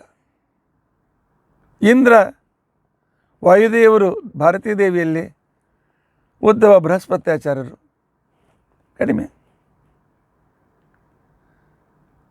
ಪರಮಾತ್ಮನ ಆ ಮಿತ್ರತೆಗೆ ಅನುಸಾರವಾಗಿ ಸತತವಾಗಿ ಅರ್ಜುನ ಆ ಮಿತ್ರತೆ ಅನುಭವ ಹೇಗೆ ಮಾಡ್ತಾ ಇದ್ದ, ಹೇಗೆ ಮಾಡ್ತಿರ್ಬೋದು? ಒಂದು ಸಲ ನಾರದರು ಶ್ರೀಕೃಷ್ಣನ ಭೇಟಿಯಾಗೋದಕ್ಕೋಸ್ಕರ ದ್ವಾರಕೆಗೆ ಬರ್ತಾರೆ. ದ್ವಾರಕೆಗೆ ಬಂದು ಆ ಕಾಲದಲ್ಲಿ ಸತ್ಯಭಾಮನ ಮನೆಗೆ ಬರ್ತಾರೆ. ಸ್ವಲ್ಪ ಏನಾದರೂ ಕಿತ್ತಾಪತಿ ಮಾಡೋಣ ಅಂದರೆ ಪರಮಾತ್ಮ ತನ್ನ ರೂಪ ತೋರಿಸ್ತಾನೆ ಅಂತ. ಸತ್ಯಭಾಮ, ಬರ್ರಿ ನಾರದರು ಕೂತ್ಕೊಳ್ಳಿ. ಏ ಸತ್ಯಭಾಮ ದೇವಿ, ಎಲ್ಲಿದೆ ನಿಮ್ಮ ಕೃಷ್ಣ? ಓಹ್, ಕೃಷ್ಣನ ದರ್ಶನಕ್ಕೆ ಬಂದಿರಾ? ನಾರದರೆ 3 ದಿವಸ ಭೇಟಿಯಾಗಿಲ್ಲ. ನಮ್ಮ ಮನ್ಯಾಗ ಇರ್ರಿ, ಬೇಡ ಅಂತ ಅನ್ನೋದಿಲ್ಲ. ನಿಮ್ಮ ಸೇವೆ ನಾನು ಮಾಡ್ತೇನೆ, ಗುಣಗಾನ ಮಾಡಿರಿ ಕೇಳ್ತೀನಿ. 3 ದಿನ ಅವ್ನು ಭೇಟಿ ಆಗಂಗಿಲ್ಲ. ಏನು ಸತ್ಯಭಾಮ, ರೂಮ್ನಾಗ ಕಟ್ಟಿ ಹಾಕೇನು? ನಾನು ಕಟ್ಟಿ ಹಾಕಿ ಗಿಲಿ ಜಡ್ದೇನು? ಏನು ನಾರದರೆ ಆ ಕೃಷ್ಣ ನಮ್ಮ ಕೈಗೆ ಸಿಗ್ತಾನೇನು? ಮತ್ತು 3 ದಿವಸ ಯಾಕಲ್ಲ? ಅವನು ಬಂದಾನಲ್ಲ, ಅವ 3 ದಿವಸ ಆರಾಮಿದ್ದಾನೆ. ಅವನು ಇರೋ ತನಕ ಕೃಷ್ಣನ ಭೇಟಿ ಯಾರಿಗೂ ಇಲ್ಲ. ಏನು ಅವ ಅಂತ ಸರ್ವನಾಮ ಹೇಳಿದ್ ನಾ ಏನು ತಿಳ್ಕೊಳ್ಬೇಕು ಸತ್ಯಭಾಮ? ಅವ ಇದ್ದಾನೆ ಕೆಂಪು ಮಾರಿ ಅರ್ಜುನ ಬಂದಾನ. ಓಹ್ ಅರ್ಜುನ, ಹೌದು, ಅರ್ಜುನ ಬಂದಾಗ ಪರಮಾತ್ಮ ನಮ್ಮೆಲ್ಲರಿಗೂ ಸುಟ್ಟಿ ಕೊಟ್ಬಿಡ್ತಾನೆ. ಅವಳು ಮಹಾಲಕ್ಷ್ಮೀ ದೇವಿ, ಅವಳು ಪರಮಾತ್ಮನ ನಾಟಕ ಮಾಡ್ತಾ ಇದ್ದಾಳೆ. ಎಲ್ಲಿದ್ದ ನೋಡು, ಅಲ್ಲಿ ಹುಡ್ಕೊಂಡು ಹೋಗ್ರಿ. ನನ್ನ ಮನೆಗಂತ ಇನ್ನು 3 ದಿವಸ ನಮ್ಮ ಮನೆಗೆ ಬರೋಂಗೂ ಇಲ್ಲ ಕೃಷ್ಣ. ಎಲ್ಲ ಅಲ್ಲಿ ಕೇಳ್ದ, ಯಾರಿಗೂ ಗೊತ್ತಿಲ್ಲ, ಎಲ್ಲಿ ಹೋಗೇನು ಗೊತ್ತಿಲ್ಲ ಅಂತ. ದ್ವಾರಪಾಲಕನ ಹತ್ರ ಬಂದು ಕೇಳ್ತಾನೆ. ಕೃಷ್ಣ ಅರ್ಜುನ್ ನೋಡಿ, ಅವ್ರು ನೋಡೀನಿ ತಾಸಾಯ್ತು ಈ ಸಮುದ್ರನ ತಿರುಗಾಡ್ಲಿಕ್ಕೆ ಹೋಗ್ಯಾರ. ನಾರದರು ಹೊಟ್ರು, ನೋಡ್ಲಿಕ್ಕೆ ಹೊಟ್ರು. ನೋಡಿದ್ರು ದೂರದೊಳಗೊಂದು ತೆಂಗಿನ ಗಿಡದ ಕೆಳಗೆ ಕೃಷ್ಣ ಅರ್ಜುನ ಕಾಣಿಸಿದ್ರು. ದೂರ ಹತ್ರ ಹೋಗ್ತಾನೆ. ಗಾಬರಿ ಆದ. ಅರ್ಜುನ್ ನಲ್ಕೊಂಡಾನ ಕೃಷ್ಣನ ತೊಡಿ ಮೇಲೆ. ಕೃಷ್ಣ ಅವನಿಗೆ ತಲೆ ಮೇಲೆ ಲಾಲಿ ಲಾಲಿ ಅಂತ ತಿಳ್ಕೊಂಡು ಅಂತ ಹೇಳಿ ಹಾಡ್ತಾ ಅವನು ಮಲಗಿಸ್ತಾ ಇದ್ದ. ಏನು ಕೃಷ್ಣ ದೇವರು ಭಕ್ತ, ನೀನು ಸೇವೆ ತಗೋಬೇಕು. ನಾರದರೆ ಸಾವಕಾಶ, ನಿದ್ದೆ ತೀರ ಎಚ್ಚರಾಗಬಾರ್ದು ಅವಾಗ, ಸಾವಕಾಶ ಕೊಡ್ರಿ, ಬರೀ ಕೊಡ್ರಿ. ಇಲ್ಲ, ನನ್ನೊಂದು ಪ್ರಶ್ನೆ ಅದ ಕೃಷ್ಣ, ಅದು ಕೇಳಲಿಕ್ಕೆ ಬಂದೇನೆ. ಈಗ ನೋಡಿದ ಮೇಲೆ ಇನ್ನೂ ಪ್ರಶ್ನೆ ಅದೇ ಗಟ್ಟಿ ಆಯ್ತು. ಆ ಕಾಲಕ್ಕೆ ನಿಮ್ಮ ಪ್ರಶ್ನೆ ಉತ್ತರ ಎಲ್ಲ ಕೊಡ್ತೇನೆ, ಸ್ವಲ್ಪ ಹೇಳಿ ಪಾಪ ದಣದ ಮಲ್ಕೊಂಡ. 15 ನಿಮಿಷ ಆಯ್ತು. ನಾರದರೆ ಬರ್ರಿ ಸ್ವಲ್ಪ ಇಲ್ಲಿ ಬಾಜು ಕೊಡ್ರಿ, ನನಗೆ ಒಂದು ಅರ್ಜೆಂಟ್ ಕೆಲಸ ಅದ, ಹೋಗಿ ಬರ್ತೀನಿ. ಈ ಅರ್ಜುನ್ ತಲೆ ನಿಮ್ಮ ತೊಡೆ ಮೇಲೆ ಕಟ್ಕೊ. ನಾರದ್ರೊಂದು ತಾಸು ಅರ್ಜುನ್ ಸೇವಾ ಮಾಡೋದಲ್ಲದೆ ನನಗೆ ಅವನು ಸೇವಾ ಮಾಡಿಸ್ಲಿಕ್ಕೆ ಹಚ್ಚಾನಂತ ತಿಳ್ಕೊಂಡಂತೇಳಿ ಅವನ ತಲೆ ಮೇಲೆ ಇಟ್ಟು ಕೃಷ್ಣ ಹೋಗ್ಬಿಟ್ಟು, ಏನು ಕೃಷ್ಣ ಇಷ್ಟ ಯಾಕೆ ಇದು ಮಾಡ್ತಾನೆ? ಸಕಲ ಲೋಕದ ಅಧಿಪತಿ ಕೃಷ್ಣನ್ ಅರ್ಜುನ್ ಸೇವಾ ಮಾಡ್ಲಿಕ್ಕತ್ತಾನಲ್ಲ. ಅಷ್ಟೊತ್ತಿಗೆ ಶ್ರೀಕೃಷ್ಣ ಶರಣಂ ಮಮ, ಶ್ರೀಕೃಷ್ಣ ಶರಣಂ ಮಮ, ಶ್ರೀಕೃಷ್ಣ ಶರಣಂ ಮಮ ಶಬ್ದ ಕೇಳಿಸ್ಲಿಕ್ಕೆ ಪ್ರಾರಂಭ ಆಯಿತು. ಆಗ ನೋಡ್ತಾನೆ, ಹತ್ರ ಯಾರೂ ಇಲ್ಲ. 2-3 ಮೈಲ್ ತನಕ ಯಾರು ಕಾಣಿಸೋಲ್ರು. ಸಮುದ್ರ ಒಳಗಂತ ಯಾರಿಗೂ ಸಾಧ್ಯ ಇಲ್ಲ. ಈ ಬದಿಯಲ್ಲಿ ಯಾರು ಕಾಣಿಸೋರು, ಹಿಂತಿರುಗಿ ನೋಡ್ತಾರೆ, ಯಾರೂ ಕಾಣಿಸಂಗಿಲ್ಲ. ಅದೇ ಬದಿ ನೋಡ್ತಾರೆ, ಗಿಡದ ಹಿಂದೆ ನೋಡ್ತಾರೆ, ಎಲ್ಲೇನು ಶಬ್ದ ಬರ್ತದೆ? ಇಷ್ಟು ಸಮೀಪದಿಂದ ನನಗೆ ಕೇಳಿಸ್ತಾ ಇದೆಯಲ್ಲ. ಲಕ್ಷ್ಯ ಕೊಟ್ಟು ನೋಡಿದರೆ ಅರ್ಜುನನ ರೋಮದಿಂದಲೂ ಕೂಡ ಶ್ರೀಕೃಷ್ಣ ಶರಣಂ ಮಮ, ಶ್ರೀಕೃಷ್ಣ ಶರಣ, ಬಾಯಿಂದಲ್ಲ, ಪ್ರತಿಯೊಂದು ರೋಮದಿಂದ ಶ್ರೀಕೃಷ್ಣ ಶರಣಂ ಮಮ. ಇದೇ ಭಕ್ತ, ಇದೇ ಮಿತ್ರತ, ಇದೇ ಮೈತ್ರಿಯ ಲಕ್ಷಣ. ಈ ರೀತಿಯಾಗಿ ಶ್ರೀಕೃಷ್ಣ ಶರಣಂ ಮಮ, ಶ್ರೀಕೃಷ್ಣ ಶರಣಂ ಮಮ. ಆಗ ನಾರದರಿಗೆ ಅರ್ಥ ಆಯಿತು, ಪರಮಾತ್ಮ ಯಾಕೆ ಇಷ್ಟು ಪ್ರೀತಿ ಮಾಡ್ತಾನೆ ಅರ್ಜುನ್ ಮೇಲೆ ಅಂತ ತಿಳ್ಕೊಂಡು. ಒಂದು ಪ್ರಶ್ನೆ ಬರ್ತದೆ, ಇದೇ ಪ್ರೀತಿ ಭೀಮ್ ಮಾಡಿದ್ದೇನು? ಅರ್ಜುನನಲ್ಲಿದ್ದು ಇಷ್ಟು ಸಾಧನೆ ಮಾಡೋದನ್ನು ಭೀಮನೇ. ನೀವು ಮಾಧುರ ಪರ್ಚಾಲಿಟಿ ಮಾಡ್ತೀರಿಲ್ಲ. ದುರ್ಯೋಧನನಿಗೆ ಉತ್ತರ ಕೊಡುವಾಗ ಪರಮಾತ್ಮ ಏನು ಹೇಳ್ದ? ಪಾಂಡವಾನ್ ದ್ವಿಷಸೇ ರಾಜನ್, ಪಾಂಡವರನ್ನು ದ್ವೇಷ ಮಾಡ್ತಿದ್ದ ದುರ್ಯೋಧನ, ನಿನ್ನ ಮನೆ ನಾ ಬರೋದಿಲ್ಲ, ಮಮ ಪ್ರಾಣ ಹಿ ಪಾಂಡವ, ನನ್ನ ಪ್ರಾಣಗಳು ಅಂತ ಹೇಳ್ದ. ಅಂದರೆ ಪಾಂಡವರಲ್ಲಿ ನನ್ನ ಪ್ರಾಣದೇವರು 5 ಜನರಲ್ಲಿದ್ದಾರೆ. ಆಚಾರ್ಯ ನಿರ್ಣಯದಲ್ಲಿ ಅದನ್ನು ಭಾಳ ಹೇಳ್ತಾರೆ. ಯಾಕೆ ದ್ರೌಪದಿಯ ಜೊತೆಯಲ್ಲಿ ಇರಬೇಕಾದ್ರೆ ಪ್ರಾಣದೇವರು ಇರಬೇಕು, ಉಳಿದು ಒಳಗಿದ್ದ ದೇವತೆ ಮೂರ್ಛಿತರಾಗಿರ್ತಾರೆ. ಆದ್ದರಿಂದಾಗಿ ಇದು ಭೀಮಸೇನನ ಅಲ್ಲ, ವಾಯುದೇವರ ಭಕ್ತಿ, ಪ್ರತಿಯೊಬ್ಬರಲ್ಲಿಯೂ ಪರಮಾತ್ಮ ಇದ್ದಾನಂತ ತಿಳ್ಕೊಂಡು ಅಂತೇಳಿ ಅವರು ಅಷ್ಟು ಪ್ರಿಯರಾಗಿದ್ದಾರೆ. ಇಲ್ಲ ಅರ್ಜುನ ಯೋಗ್ಯತೆ ಇಷ್ಟಲ್ಲ. ಆದ್ರೆ ಯೋಗ್ಯತೆ ಇಲ್ಲ ಅಂದರೆ ನಮ್ಮಂಗೆ ಅಂತ ತಿಳ್ಕೊಳ್ಬೇಡ್ರಿ, ನಮ್ಗಿಂತ ಅನಂತ ಪಾಲು ದೊಡ್ಡ ಯೋಗ್ಯತೆ ಇಂದ್ರನಿಗಿದೆ. ಅಷ್ಟೊತ್ತಿಗೆ ಕೃಷ್ಣ ಬಂದ ತಕ್ಷಣ ಅರ್ಜುನಿಗೆ ಹೆಸರಾಯ್ತು. ಎಲ್ಲ ನಾಟಕ, ಪರಮಾತ್ಮನ. ಅರ್ಜುನ ನಾರದ್ರೆ ಏನೋ ಕ್ವಶನ್ ಕೇಳಕ್ಕೆ ಬಂದಿದ್ರು, ಕೇಳೋಣಪ್ಪ, ಉತ್ತರ ಕೊಟ್ಟು ಆಮೇಲೆ ಹೋಗೋಣ. ಏನು ರೀ ನಾರದ್ರೆ ಹೇಳ್ರಿ, ಏನೋ ಪ್ರಶ್ನೆ ಅಂತ್ರಿ. ಪರಮಾತ್ಮ ಉತ್ತರ ಸಿಕ್ಬಿಡ್ತು. ಅರ್ಜುನ್ ಯಾಕೆ ಪ್ರೀತಿ ಎಷ್ಟು ಮಾಡ್ತೀನಿ ಅಂದರೆ, ಅವನ ಬಾಯಿಂದ ನಿನಗೆ ಹೇಳಿ ಪ್ರೀತಿ ಮಾಡೋಂಗಿಲ್ಲ, ಕೈ ಕಾಲದಿಂದ ಸೇವೆ ಮಾಡೋದಿಲ್ಲ, ಪ್ರತಿ ರೋಮದಿಂದ ನಿನಗೆ ಶ್ರೇಷ್ಠ ಅವನು ಸೇವೆ ಮಾಡ್ತಾನೆ.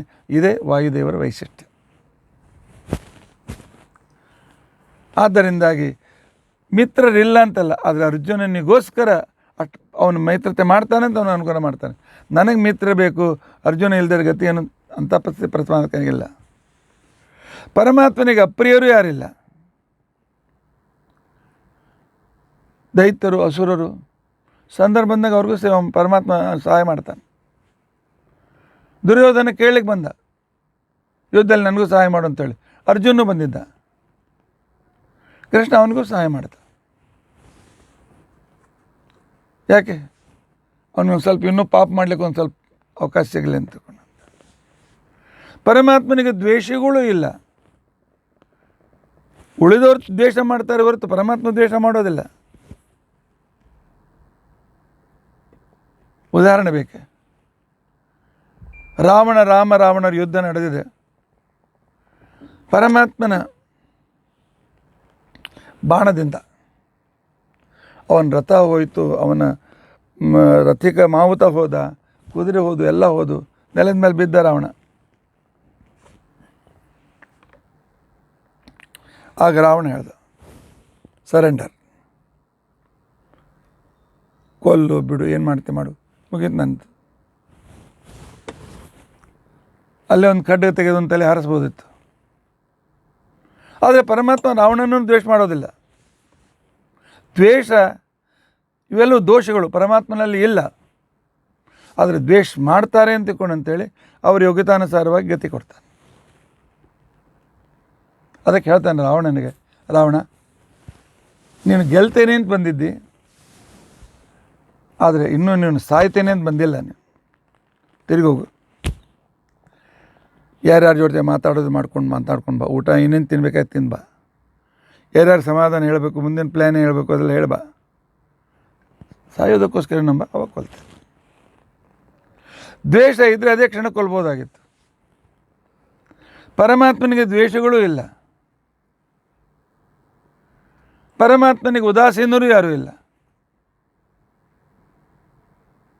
ಉದಾಸೀನ ಇದ್ದಾನ, ನಮಗಿಂತ ನಮ್ಮ ತೊಗೊಂಡು ಏನು ಮಾಡೋಕ್ಕಾಗಿದೆ. ಕರ್ಣ ಉದಾಸೀನ ಅಂದ್ರೆ ಅವನು ಹೇಳಿದ್ರೆ ನಾನು ಏನು ಕೇಳಂಗಿಲ್ಲ ಅಂತ. ಕೃಷ್ಣ ಬಾ ಪಾಂಡವ್ರ ಪಕ್ಷಕ್ಕೆ ಬಂದು ಬರಲಿಲ್ಲ. ಅವನು ಉದಾಸೀನ ಮಾಡಿದ್ದ ಹೊರತು ಪರಮಾತ್ಮ ಅವನನ್ನು ಉದಾಸೀನ ಮಾಡಲಿಲ್ಲ. ಯಾಕೆಂತಂದರೆ ಪರಮಾತ್ಮನ ಆ ಸೂರ್ಯನಲ್ಲಿದ್ದೇ ಪರಮಾತ್ಮ ಎಲ್ಲ ಕಾರ್ಯವನ್ನು ಜಗತ್ತಿನ ಕಾರ್ಯ ಮಾಡ್ತಾನೆ. ಆ ವೇಳೆಗೆ ನರಕಾಸುರ ಅವನಲ್ಲಿ ಸೇರಿಕೊಂಡಿದ್ದ ಕರ್ಣನಲ್ಲಿ, ಸಹಸ್ರವರ್ಮ ಅಂತನೂ ಅಸುರೂಪ ಸೇರಿಕೊಂಡಿದ್ದ. ಇಬ್ಬಿಬ್ಬರು ಅವರು ದ್ವೇಷ ಮಾಡ್ತಾಯಿದ್ರು, ಉದಾಸೀನ ಮಾಡ್ತಾಯಿದ್ರು. ಅದರಿಂದ ಅವನು ಆ ರೀತಿಯಾಗಿ ಅವನ ಜೊತೆ ವ್ಯವಹಾರ ಮಾಡಿದ್ದಾನೆ. ಆದ್ದರಿಂದಾಗಿ ಪರಮಾತ್ಮ ನನ್ನ ಹೃದಯ ತಿಳಿದುಕೊಂಡಿದ್ದಾನೆ. ಆದ್ದರಿಂದ ನನ್ನನ್ನು ತಿರಸ್ಕಾರ ಮಾಡೋಂಗಿಲ್ಲ. ಅದಕ್ಕೋಸ್ಕರವೇ ನಾವು ಈ ರೀತಿಯಾಗಿರ್ಬೇಕು. ಪರಮಾತ್ಮ ಕರುಣಾ ಸಮುದ್ರ, ನನ್ನನ್ನು ತಿರಸ್ಕಾರ ಮಾಡೋಂಗಿಲ್ಲ ಅನ್ನೋ ನಿರ್ಧಾರ ಮಾಡ್ಬೇಕು ನಾವು.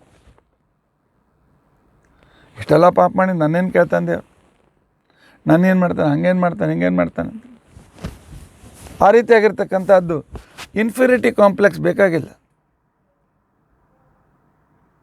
ಪಾಪೋಹಂ ಪಾಪಕರ್ಮಾಹಂ ಪಾಪಾತ್ಮ ಪಾಪಸಂಭವ ತ್ರಾಹಿ ಮಾಂ ಕೃಪಯಾ ಕೃಷ್ಣ ಶರಣಾಗತ ವತ್ಸಲ.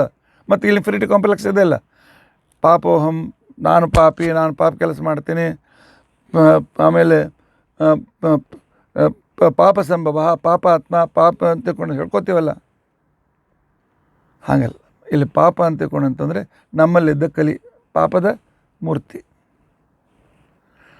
ಪರಮಾತ್ಮ ಆ ಕಲಿ ನನ್ನನ್ನು ಇಷ್ಟು ಆವರಿಸಿಬಿಟ್ಟಿದ್ದಾನಲ್ಲ, ಅವನನ್ನು ಬಿಟ್ಟು ನನ್ನ ಅಸ್ತಿತ್ವನೇ ಇಲ್ಲ. ನನ್ನಲ್ಲಿ ನಿಂತುಕೊಂಡು ಎಷ್ಟು ಪಾಪ ಕರ್ಮಗಳನ್ನು ಮಾಡಿಸ್ತಾ ಇದ್ದಾನೆ. ಪಾಪ ಸಂಭವ, ಹಿಂದಿನ ಜನ್ಮಕ್ಕೂ ಇವನ ಇದು ಪಾಪ ಮಾಡಿಸಿದ್ದ ಅಂತ ತಿಳ್ಕೊಂಡು ಅಂತೇಳಿ ಅದರಿಂದ ನಾನು ಈ ಬುಟ್ಟಿ ಈ ರೀತಿ ದುಃಖ ಪಡ್ಲಿಕ್ಕತ್ತೇನೆ. ಇಂಥವನನ್ನು ಓಡಿಸಿ ತ್ರಾಹಿ ಮಾಂ ಕೃಪೆಯ ಕೃಷ್ಣ ಶರಣಾಗತ ವತ್ಸಲ.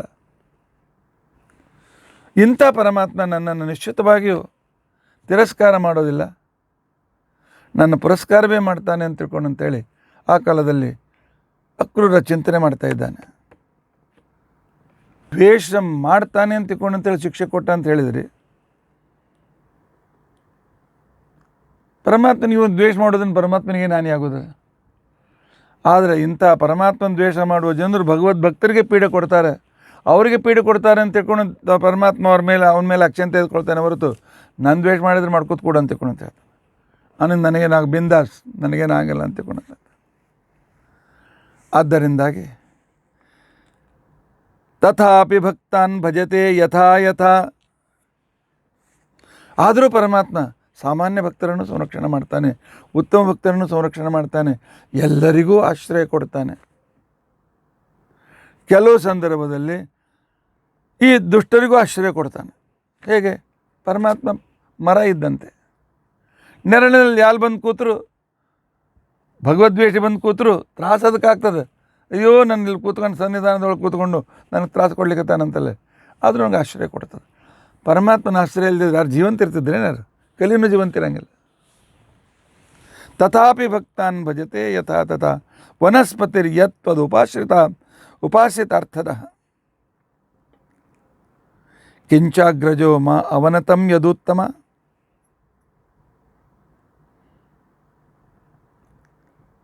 ನನ್ನ ಹಿಂದಿನ ಜನ್ಮದ ಪುಣ್ಯ ನೋಡಿಕೊಂಡು, ನನ್ನ ಹಿರಿಯರ ಪುಣ್ಯವನ್ನು ನೋಡಿಕೊಂಡು ಆ ಕೃಷ್ಣ ಬಲರಾಮರು ನನ್ನನ್ನು ಕರೆದು ಆಲಿಂಗಿಸ್ತಾರೆ. ಸ್ಮಯನ್ ಪರಿಶ್ವಜ್ಯ ಗೃಹೀತ ಸಂಚೇತು. ಆನಂತರ ತಮ್ಮನೆ ಕರ್ಕೊಂಡು ಹೋಗ್ತಾರೆ. ಬಾರಪ್ಪ, ನಮ್ಮ ತಂದೆ ಸಮಾನ ನೀನು, ಅವನ ಮಿತ್ರ ಅಂತೇಳಿ ನನ್ನ ಕೂಡಿಸ್ತಾರೆ. ನನ್ನ ಯೋಗಕ್ಷೇಮ ಅರ್ಘ್ಯ ಪಾದ್ಯ ಏನಾದ್ರು ತಿನ್ಲಿಕ್ಕೆ ಕೊಡ್ತಾರೆ, ಕುಡಿಲಿಕ್ಕೆ ಕೊಡ್ತಾರೆ. ಆ ನಂತರ ಇಷ್ಟೆಲ್ಲ ಆದಮೇಲೆ ಏನಪ್ಪ ನಮ್ಮ ಅಪ್ಪಗೆ ಕೌನ್ಸ್ ಎಷ್ಟು ತ್ರಾಸು ಕೊಡ್ಲಿಕ್ಕತ್ತಾನ ಅಂತ ಕೇಳಬಹುದು. ಖರೆ ಹೇಳ್ತೀನಿ, ಎಷ್ಟು ತ್ರಾಸು ಕೊಟ್ಟೇನಿಲ್ಲ ಹೇಳ್ಬಿಡ್ತೀನಿ ನಾನು. ಬಷ್ಟೇ ಅಲ್ಲ, ಈಗ ಕರೆದಾನ ಬಂದುಬಿಡ್ರಿ, ನಿಮ್ಮದು ಕೆಲಸ ಮಾಡ್ಕೊಂಡ್ಬಿಡ್ರಿ ಅಂತ ಹೇಳ್ತೀನಿ ನಾನು. ಇತಿ ಸಂಚಿಂತಯನ್ ಕೃಷ್ಣಂ ಶ್ವಕಲ್ಪತನಯೋಧ್ವನಿ ರಥೇನ ಗೋಕುಲಂ ಪ್ರಾಪ್ತಃ ಸೂರ್ಯಶ್ಚಾಸ್ತಗಿರಿಂ ನೃಪ. ಈ ರೀತಿಯಾಗಿ ವಿಚಾರ ಮಾಡ್ಕೋತ ಅಲ್ಲಲ್ಲಿ ನಿಂತ್ಕೋತ ಸಂಜೆ ಆಯಿತು. ಅವನು ವೃಂದಾವನ ಹುಟ್ಟಬೇಕಾದ್ರೆ ಸಾಯಂಕಾಲ ಆಯಿತು. ಗೋಕುಲದ ಹಾದಿ, ಮೇನ್ ಹಾದಿ ಬಂದು ಗೋಕುಲ ಹಾದಿಗೆ ಈ ಕಡೆ ಬಂದ. ನೋಡ್ತಾನೆ, ಅಲ್ಲಿ ಪಾದದ ಚಿಹ್ನೆಗಳು, ಕಾಲಿನ ಚಿಹ್ನೆಗಳು ಕಾಣಿಸ್ತಾ ಇವೆ, ಕಾಲದ ಚಿಹ್ನೆಗಳು ಕಾಣಿಸ್ತಾ ಇವೆ. ಅದನ್ನು ನೋಡಿ ಇಳಿದ ಕೆಳಗೆ. ಧ್ವಜ ವಜ್ರ ಅಂಕುಶ ಕಾಣಿಸ್ತು. ಮೈ ಮರೆತು ಬಿಟ್ಟ. ಮೈ ಮರೆತು ಮುಂದೆ ಏನು ಮಾಡ್ದ? ನಾಳಿನ ದಿವಸ ನಾವು ತಿಳಿದುಕೊಳ್ಳಿಕ್ಕೆ ಪ್ರಯತ್ನಿಸೋಣ. ಇಲ್ಲಿಗೆ ದಶಮಸ್ಕಂದದ ಕಥಾ ಇವತ್ತಿಗೆ ವಿಶ್ರಾಂತಿ. ಇನ್ನು ಮೇಲೆ ಭವಿಷ್ಯೋತ್ತರ ಪುರಾಣದ ವೆಂಕಟೇಶ ಮಹಾತ್ಮೆ ಪ್ರಾರಂಭ. ಮೊದಲೇ ದಿವಸ ಹೇಳಿರಲಿಲ್ಲ ಆಚಾರ, ಮತ್ತೆ ಯಾಕೆ ಹೇಳಿಕತ್ತೀರಿ? ಇವತ್ತು 2-3 ಜನ ಪ್ರಶ್ನೆ ಮಾಡಿದ್ರಪ್ಪ ಫೋನ್ ಮಾಡಿ. ಆಚಾರ, ಮಾಧವನ ಕಥೆ ಭಾಗವತೊಳಗೆ ಎಲ್ಲಿ ಬಂದದ್ರಿ? ದಶಮಸ್ಕಂದ ಹುಡುಕಿದ್ವಿ ನಾವು. ಪಾಪ ಅವ್ರು ಮೊದಲೇ ದಿವಸ ಕೇಳ್ಯಾರೋ ಕೇಳಿದ್ದು ಮರ್ತಿರೋ ಗೊತ್ತಿಲ್ಲ. ನಾ ಅದೇ ಭಾಗವತಾಗ ಬಂದಿಲ್ಲ, ಭಾಗವತ ಜೊತೆಗೆ ನಾನು ವೆಂಕಟೇಶ್ ಮಹಾತ್ಮನ ಹೇಳಲಿಕ್ಕತ್ತೀನಿ, ಅದರೊಳಗೆ ಬಂದದ ಅಂತ ತಿಳ್ಕೊಂಡಂತೇಳಿ. ಅದರಿಂದ ಮೊದಲಿಂದ 40-45 ನಿಮಿಷ ಭಾಗವತ, ಆಮೇಲಿಂದ ಅರ್ಧ ತಾಸು 40 ನಿಮಿಷ ವೆಂಕಟೇಶ್ ಮಹಾತ್ಮೆ. ಇನ್ನು ವೆಂಕಟೇಶ್ ಮಹಾತ್ಮೆ ಸಂದರ್ಭವನ್ನು ನೋಡಿಕೊಳ್ಳೋಣ. ಹೇಳಿದೆ ಇಲ್ಲ, ಮತ್ತು ವೆಂಕಟೇಶ್ ಮಹಾತ್ಮೆ ಹೇಳ್ತಾನೆ ಭಾಗವತ್ ನೋಡು ಯಾಕ್ರಿ ಅಂತ ಕೇಳಿದ್ರು. ಅವರು ಒಬ್ಬರು ಕೇಳಿದ್ರು, ಉಳಿದವ್ರು ಮಹೋತ್ಸವ ಮೊದಲೇದಿಂದ ಕೇಳ್ಯಾರಂತ ಕಾಣಿಸ್ತದೆ. ಆಗ ನಾನು ಹೇಳಿದೆ, ಪರಮಾತ್ಮ ಮದುವೆಯಾಗಿದ್ದು ವೈಶಾಖ ಶುದ್ಧ ದ್ವಾದಶಿ ದಿವಸ. ಇಲ್ಲ, ದ್ವಾದಶಿ ಅಲ್ಲ, ದಶಮಿ. ತಪ್ಪಿ ಬರ್ತಿರ್ತಾವೆ, ಏನು ಮಾಡೋಕೆ, ವಯಸ್ಸಾಯ್ತಲ್ಲ. ಆದ್ದರಿಂದಾಗಿ ವೈಶಾಖ ಶುದ್ಧ ದಶಮಿ, ದ್ವಾದಶಿ ಅಲ್ಲ. ಯಾಕೆ ದ್ವಾದಶಿ ಅಂತೂ ಗೊತ್ತಿಲ್ಲ, ಪರಮಾತ್ಮ ಯಾಕೆ ನೋಡಿಸಿದ್ನೋ ಗೊತ್ತಿಲ್ಲ, ಇರಲಿ. ಆದ್ದರಿಂದಾಗಿ ಈ 10 ದಿನಗಳಲ್ಲಿ ಶ್ರೀನಿವಾಸ ಕಲ್ಯಾಣದ ಕಥಾಭಾಗ ನಾವು ಕೇಳಬೇಕು. ಅಷ್ಟೇ ಅಲ್ಲ, ಪರಮಾತ್ಮನ ಕಥೆಯ ಭಾಗ, ಈ ನಮ್ಮ ಎಲ್ಲರ ಅನೇಕ ಜನರ ಕರ್ಮಾನುಸಾರವಾಗಿ ಪರಮಾತ್ಮ ಈ ಕೊರೋನಾ ತಂದವನು ಅವನೇ, ಭಯಕೃತ್ ಅವನೇ, ಅದನ್ನು ಭಯ ದೂರ ಮಾಡ್ತಕ್ಕಂಥವನು, ಭಯ ನಾಶನೂ ಅವನೇ. ಆದ್ದರಿಂದಾಗಿ ಈ ಕಾಲದಲ್ಲಿ ವೆಂಕಟೇಶ ಮಹಾತ್ಮೆ ಕೇಳುವುದು ಕೂಡ ನಮ್ಮ ಪ್ರಯೋಜಕರವಾಗಿರ್ತಂಥದ್ದು, ಅದ್ಭುತ ಪುಣ್ಯದಾಯಕ ಮತ್ತು ಸಂರಕ್ಷಕವಾಗಿರ್ತಕ್ಕಂಥದ್ದು. ಹೀಗೆ 4 ಯುಗಗಳಲ್ಲಿ ಕ್ರಮವಾಗಿ ವೃಷಭಾಚಲ, ಅಂಜನಾಚಲ, ಶ್ರೇಷ್ಠಾಚಲ, ವೆಂಕಟಾಚಲ ಅಂತ ತಿಳ್ಕೊಂಡಂತೇಳಿ ಹೆಸರು ಬರಲಿಕ್ಕೆ ಕಾರಣವೇನು ಅನ್ನುವುದನ್ನು ಕೇಳಿದ ಜನಕರಾಜ, ಆಯ್ತಲ್ಲ ಕೇಳಿದೆ ಸಾಕಲ್ಲ ಅಂತ ಅನ್ನಲಿಲ್ಲ, ಎಲ್ಲ ದುಃಖ ಮರೆತು ಬಿಟ್ಟಿದ್ದಾನೆ. ತಮ್ಮನ್ನು ಹೋದ ದುಃಖ ಮರೆತು ಬಿಟ್ಟಿದ್ದಾನೆ. ನನ್ನ ಮಕ್ಕಳ ಮದುವೆ ಹೇಗೆ ಅಂತ ಚಿಂತೆನೂ ಬಿಟ್ಟುಬಿಟ್ಟಿದ್ದಾನೆ. ದೇವರು ಸಿಕ್ಕಿದ್ದಾನೆ, ಸಾಕು, ಎಲ್ಲ ಆಗ್ತದೆ. ಅದನ್ನು ಪ್ರಶ್ನೆ ಮಾಡ್ತಾನೆ ಶತಾನಂದರಿಗೆ, ಮರುತ್ಪ್ರಾಹಾಹಿ ರಾಜಾನಂ ಶೇಷದೇವರು ಬಹಳ ತಾವು ಸೋತೇವೆ ಅಂತಕೊಂಡು ದುಃಖಿತರಾಗಿದ್ದರು. ವಾಯುದೇವರು ನಿಂದೆ ಮಾಡಿದ್ನಲ್ಲ ಅಂತಕೊಂಡು ಮನಸ್ಸಿಗೆ ತಾಪ ಮಾಡಿಕೊಂಡಾಗ ವಾಯುದೇವರು ಸಮಾಧಾನ ಹೇಳ್ತಾರೆ, ಏನು ಚಿಂತೆ ಮಾಡಬೇಡಪ್ಪ, ಮುಂದೆ ಇದೇ ಆನಂದಗಿರಿ ಏನು ಈಗ ಅಂಜನಾಚಲದ ಮೇಲೆ ಬಂದು ಈ ಪರ್ವತ ಕೂತೋದಲ್ಲ, ಪರಮಾತ್ಮ ಬಂದು ಕಲಿಯುಗದಲ್ಲಿ ಎಲ್ಲಾಗರ ದರ್ಶನ ಕೊಡೋದಕ್ಕೋಸ್ಕರ ಇಲ್ಲೇ ಇರ್ತಾನೆ ಅಂತ ಹೇಳಿದ್ರಲ್ಲ. ದೇವರು ಇಲ್ಲೇ ಯಾಕೆ ಬಂದ? ಯಾಕೆ ವೈಕುಂಠದೊಳಗೇನು ಬೇಸರಕ್ಕೆ ಬಂತೇನು? ಏನು ಸಂದರ್ಭ?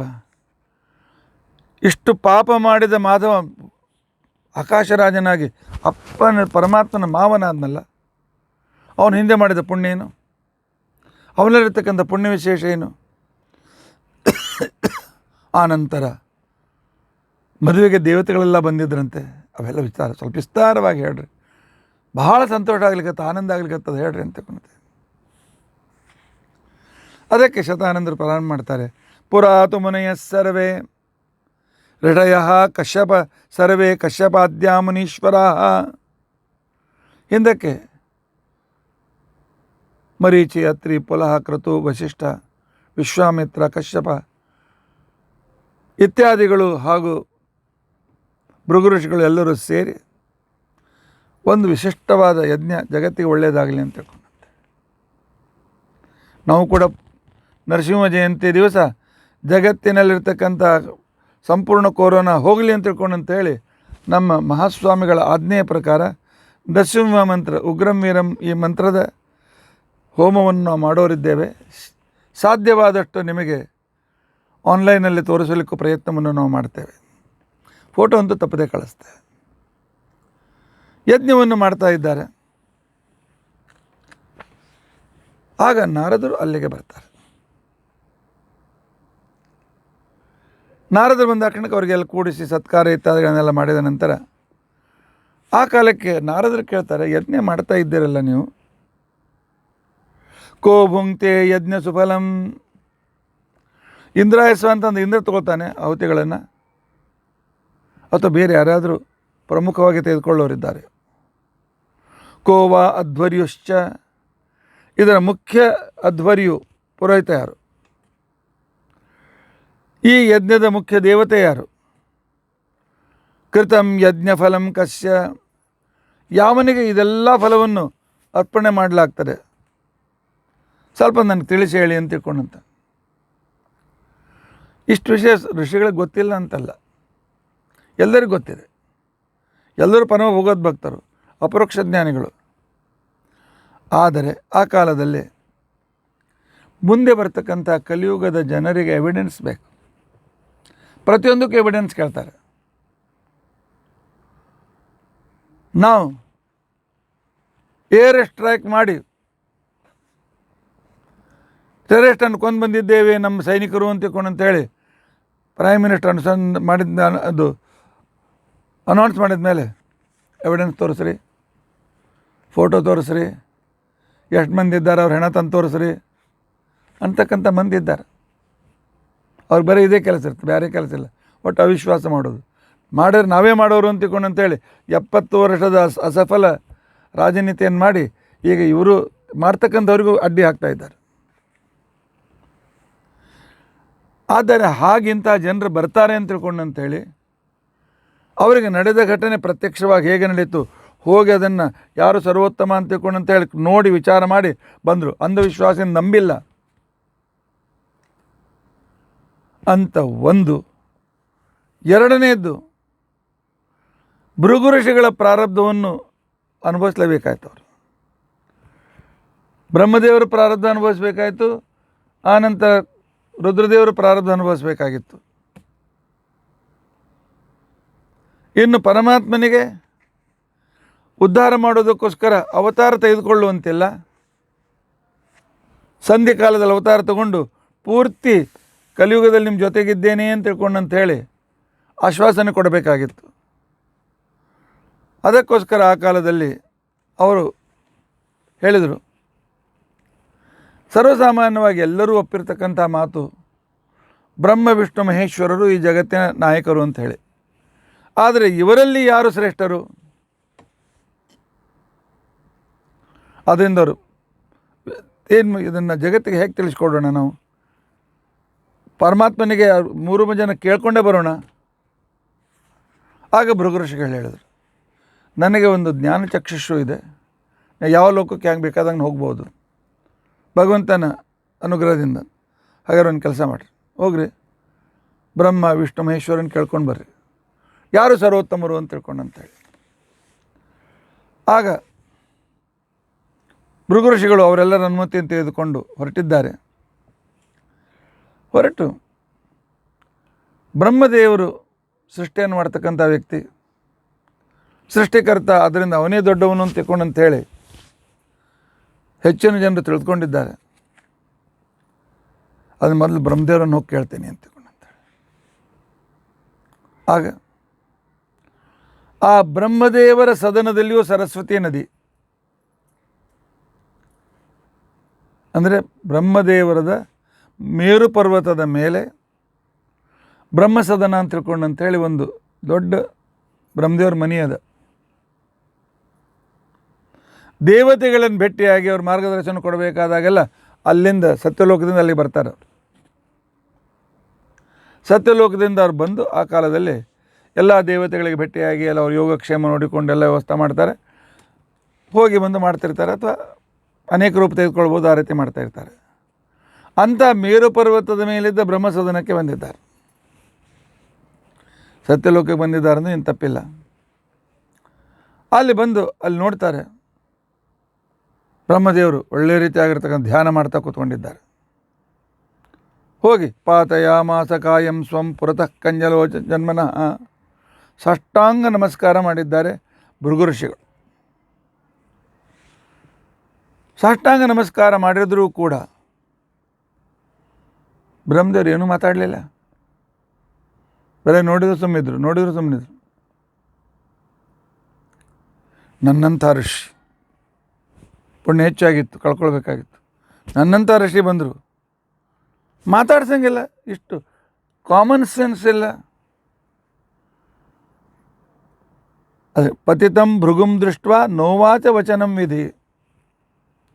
ಈ ಬ್ರಹ್ಮದೇವರು ಸ್ವಲ್ಪ ಕಾಮನ್ ಸೆನ್ಸ್ ಇಲ್ಲ. ನನಗೆ ಮರ್ಯಾದೆ ಕೊಡದೇ ಇರತಕ್ಕಂಥ ವ್ಯಕ್ತಿ ಶ್ರೇಷ್ಠ ಹೆಂಗೆ ಆಗ್ಲಿಕ್ಕೆ ಸಾಧ್ಯ ಆಗ್ತದೆ? ಬೇಡ, ರುದ್ರದೇವ್ರು ಹೋಗ್ತಾನೆ. ಇದು ಭೃಗು ಋಷಿಗಳ ಮೂಲತಃ ಅಲ್ಲ, ಭೃಗು ಋಷಿಗಳಿಂದ ಈ ನಾಟಕ ಪರಮಾತ್ಮ ಮಾಡಿಸ್ಯಾನ. ಯಾಕಂತ ಇವತ್ತಿನ ದಿವಸ ಯಾರು ಶ್ರೇಷ್ಠರು? ಆಚಾರ, ನಿಮ್ಮ ವಿದ್ಯಾಪೀಠಕ್ಕೆ ನಾವು ಬರ್ತೀವಿ, ಬಂದಾಗ ಪೂಜೆ ಮಾಡ್ತೀರಿ, ಹೋಮ ಮಾಡ್ತೀರಿ, ಪ್ರಸಾದ ಕೊಡ್ತೀರಿ, ಮಂತ್ರಾಕ್ಷತೆ ಕೊಡ್ತೀರಿ, ಎಲ್ಲ ಕೊಡ್ತೀರಿ. ನಾವು ನಿಮ್ಮ ಕಾಲ ಸಾಕಷ್ಟು ಸೇವೆನೂ ಮಾಡ್ತೀವಿ. ಇದೇ ನಾವು ಇನ್ನೊಂದು ಕಡೆಗೆ ಹೋದಾಗ ಅವ್ರು ನಮಗೆ ಕರೆದು ಶಾಲ್ ಹಾಕಿ ಇವ್ರಿಟ್ಟು ದಾನ ಕೊಟ್ಟಾರಂತ ಹೇಳ್ತಾರೆ. ನೀವು ಹೇಳಂಗೆ ಇಲ್ಲಲ್ಲ. ಈ ಪ್ರಶ್ನೆ ನನಗೆ ಭಾಳ ಜನ ಕೇಳ್ಯಾರ.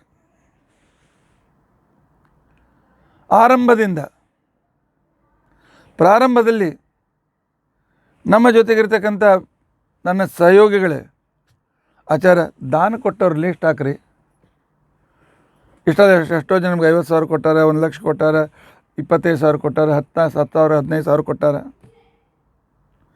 ಯಾಕೆ ನೀವು ಬೋರ್ಡ್ ಹಾಕಿದ್ರೆ ಇನ್ನೊಬ್ಬರಿಗೆ ಪ್ರೇರಣೆ ಆಗ್ತದೆ. ನಾ ಹೇಳಿದೆ, ನಮ್ಮ ಆಚಾರ್ಯ ನಮಗೊಂದು ಮಾತು ಹೇಳ್ಯಾರ, ಗೃಹಸ್ಥರು ಏನು ಸೇವಾ ಮಾಡ್ತಾರೆ, ಗೃಹಸ್ಥರು ಯಾವ ಅನುಕೂಲ ಮಾಡಿಕೊಡ್ತಾರೆ, ಆ ಗೃಹಸ್ಥರ ಸೇವೆಗೆ ಮಾಡಿದ ಪುಣ್ಯ ಕಸ್ಕೋಬೇಡ್ರಿ ನೀವು ಅಂತ ನಾವು ವಿದ್ಯಾರ್ಥಿಗಳಿದ್ದಾಗ ನಮ್ಗೆ ಹೇಳ್ತಿದ್ರು. ನಾವು ಹೆಂಗೆ ಕಸ್ಕೊಳ್ತೀವಿ ರೀ? ನೀವೇನು ಮಾಡ್ತೀರಿ? ಆ ನಂತರ ಅವ್ರನ್ನ ಕರೆದು ಅವ್ರಿಗೆ ಶಾಲೆ ಹಾಕಿ ಇಟ್ಟು ದಾನ ಕೊಟ್ಟಾರಂತ ತಿಳ್ಕೊಂಡಂತ ಹೇಳ್ತೀರಿ, ಅವ್ರ ಹೆಸರು ಬೋರ್ಡ್ ಮೇಲೆ ಹಾಕ್ತೀರಿ. ಆಗ ಅವ್ರಿಗೇನು ಅನ್ನಿಸ್ತದೆ, ಆ ಕ್ಷಣದಲ್ಲಿ ಒಳ್ಳೆ ಪುಣ್ಯವಂತರೇ ಶ್ರದ್ಧೆಯಿಂದ ಕೊಟ್ಟಿರ್ತಾರೆ, ನಾ ಇಷ್ಟು ಕೊಟ್ಟನಲ್ಲ ಅಂತ ತಿಳ್ಕೊಂಡಂತೇಳಿ ನಾ ಅಂತ ಬಂದರೆ ಅವ್ರ ಪುಣ್ಯ ಅರ್ಧ ಹ್ರಾಸವಾಯ್ತು. ಅದರ ಸಲುವಾಗಿ ಕೊಟ್ಟಿರ್ತಕ್ಕಂಥವರಿಗೆ ಭಗವಂತನ ಪ್ರಸಾದ ಕೊಡ್ರಿ, ಭಗವಂತನಿಗೆ ಪ್ರಾರ್ಥನೆ ಮಾಡಿಕೊಳ್ಳಿ. ಈ ಯಜಮಾನರಿಗೆ ಪರಮಾತ್ಮ ಇಷ್ಟೆಲ್ಲ ಈ ಯಜ್ಞದಲ್ಲಿ ಭಾಗವಹಿಸಿದ್ದಾರೆ, ಇಂಥವರಿಗೆ ಅನುಗ್ರಹ ಮಾಡೋದು ಪ್ರಾರ್ಥನೆ ಮಾಡಿಕೊಳ್ಳಿ. ಆದ್ದರಿಂದಾಗಿ ನಮ್ಮ ವಿದ್ಯಾಪೀಠದಲ್ಲಿ ನಮ್ಮ ಆಚಾರ್ಯರು ನಮ್ಮ ವಿದ್ಯಾಪೀಠದಲ್ಲಿ ಹೀಗೆ ಮಾಡಿ ಅನೌನ್ಸ್ ಮಾಡಿ ಶಾಲೆಗೆ ಹೊತ್ತಕ್ಕಂಥ ಪದ್ಧತಿ ಇಲ್ಲ, ನಾವು ಇಟ್ಕೊಂಡಿಲ್ಲ. ನಮ್ಮ ವಿದ್ಯಾಪೀಠದಲ್ಲಿ ಬೋರ್ಡ್ ಹಾಕಿಲ್ಲ ನಾವು, ಯಾರು ಏನು ಕೊಟ್ಟರು ಎಷ್ಟು ಕೊಟ್ಟರು ಅಂತ ತಿಳ್ಕೊಂಡು ಅಂತೇಳಿ. ಯಾಕೆ ನಾಳೆ ಅವ್ರು ಬಂದಾಗ ನಾನು ತಮ್ಮ ಹೆಸರು ನೋಡಿ ನನಗಿಂತ ಮೇಲೆ ಅವ್ರ ಹೆಸರು ಹಾಕದ, ನನಗಿಂತ ಕಡಿಮೆ ಕೊಟ್ಟಾರೆ, ನನ್ನ ಹೆಸರು ಕೆಳಗೆ ಹಾಕದ. ಬಹುಶಃ ಡೇಟ್ ಪ್ರಕಾರ ಹೆಸರು ಹಾಕಿರ್ಬೋದು, ಮತ್ತೇನೋ ಹಾಕಿರ್ಬೋದು. ಇನ್ನೂ ಇಲ್ಲ ಈ ರೀತಿಯಾಗಿರ್ತಕ್ಕಂಥದ್ದು. ಅವ್ರು ಎಷ್ಟು ಕೊಟ್ರಂತ ಮೇಲೆ ಹೆಸರು, ನನ್ನ ಯೋಗ್ಯದಾನ ಮನಪೂರ್ವಕವಾಗಿ ಕೊಟ್ಟರು, ನನ್ನ ಹೆಸರು ಕೆಳಗಾಕ. ಈ ಚಾಲುವಾಗಿದ್ದ ಕೊಟ್ಟ ಪುಣ್ಯ ಕಳ್ಕೊಳ್ತಾರೆ ಯಜಮಾನರು. ನಾನು ಅಂತ ಬರಬಾರ್ದು ಅಂತ ತಿಳ್ಕೊಂಡಂತ ಅನ್ನೋದಕ್ಕೋಸ್ಕರ ಮರ್ಯಾದೆ ಕೊಡೋದಿಲ್ಲ. ಆದರೆ ಕಲಿಯುಗದಲ್ಲಿ ಮರ್ಯಾದೆ ಕೊಡ್ತಕ್ಕಂಥವರು ಸ್ವಾಮಿಗಳು, ಮರ್ಯಾದೆ ಕೊಡ್ತಕ್ಕಂಥ ಆಚಾರ್ಯರು ಭಾಳ ಶ್ರೇಷ್ಠ. ನಮ್ಮ ಆಚಾರ ಏನು ಸ್ವಾಮಿಗಳ ನಮಗೇನು ಮರ್ಯಾದೆ ಕೊಡೋಂಗಿಲ್ಲ ಅನ್ನುವ ಒಂದು ವೃತ್ತಿ ಬರ್ತದೆ. ಇಂಥ ಒಂದು ಪ್ರವೃತ್ತಿ ಕಲಿಯುಗದ ಜನರಲ್ಲಿ ಇರ್ತಾರೆ. ಯಾರು ನನ್ನ ಹೊಗಳ್ತಾರೆ ಅವರು ನನ್ನ ಗ್ರೇಟ್. ಕೃಷ್ಣ ಕರೆದರೂ ಕರ್ಣ ಬರಲಿಲ್ಲ. ಯಾಕೆ? ದುರ್ಯೋಧನನಿಗೆ ಸಭಾದಲ್ಲಿ ಅಂಗರಾಜನಾಗಿ ಮರ್ಯಾದೆ ಕೊಟ್ಟಾನ. ಆದ್ದರಿಂದ ದುರ್ಯೋಧನ ಎಂಥವು ಇದ್ರು ನಂಗೆ ಬೇಕವ, ಅವನು ಬಿಟ್ಟು ನಾ ಬರೋಂಗಿಲ್ಲ ಅಂತ ತಿಳ್ಕೊಂಡು ಅಂತೇಳಿ ಕರ್ಣ ಕೃಷ್ಣನ ಮುಂದೆ ಸ್ಪಷ್ಟವಾಗಿ ಹೇಳಾನ. ಆದ್ದರಿಂದ ನಾನು ಅಂತನ್ನೋದು ಬಾಧಕ ಅಂತ ಹೇಳಿ ಬ್ರಹ್ಮದೇವರು ಅವನು ಮರ್ಯಾದೆ ಕೊಡಲಿಲ್ಲ.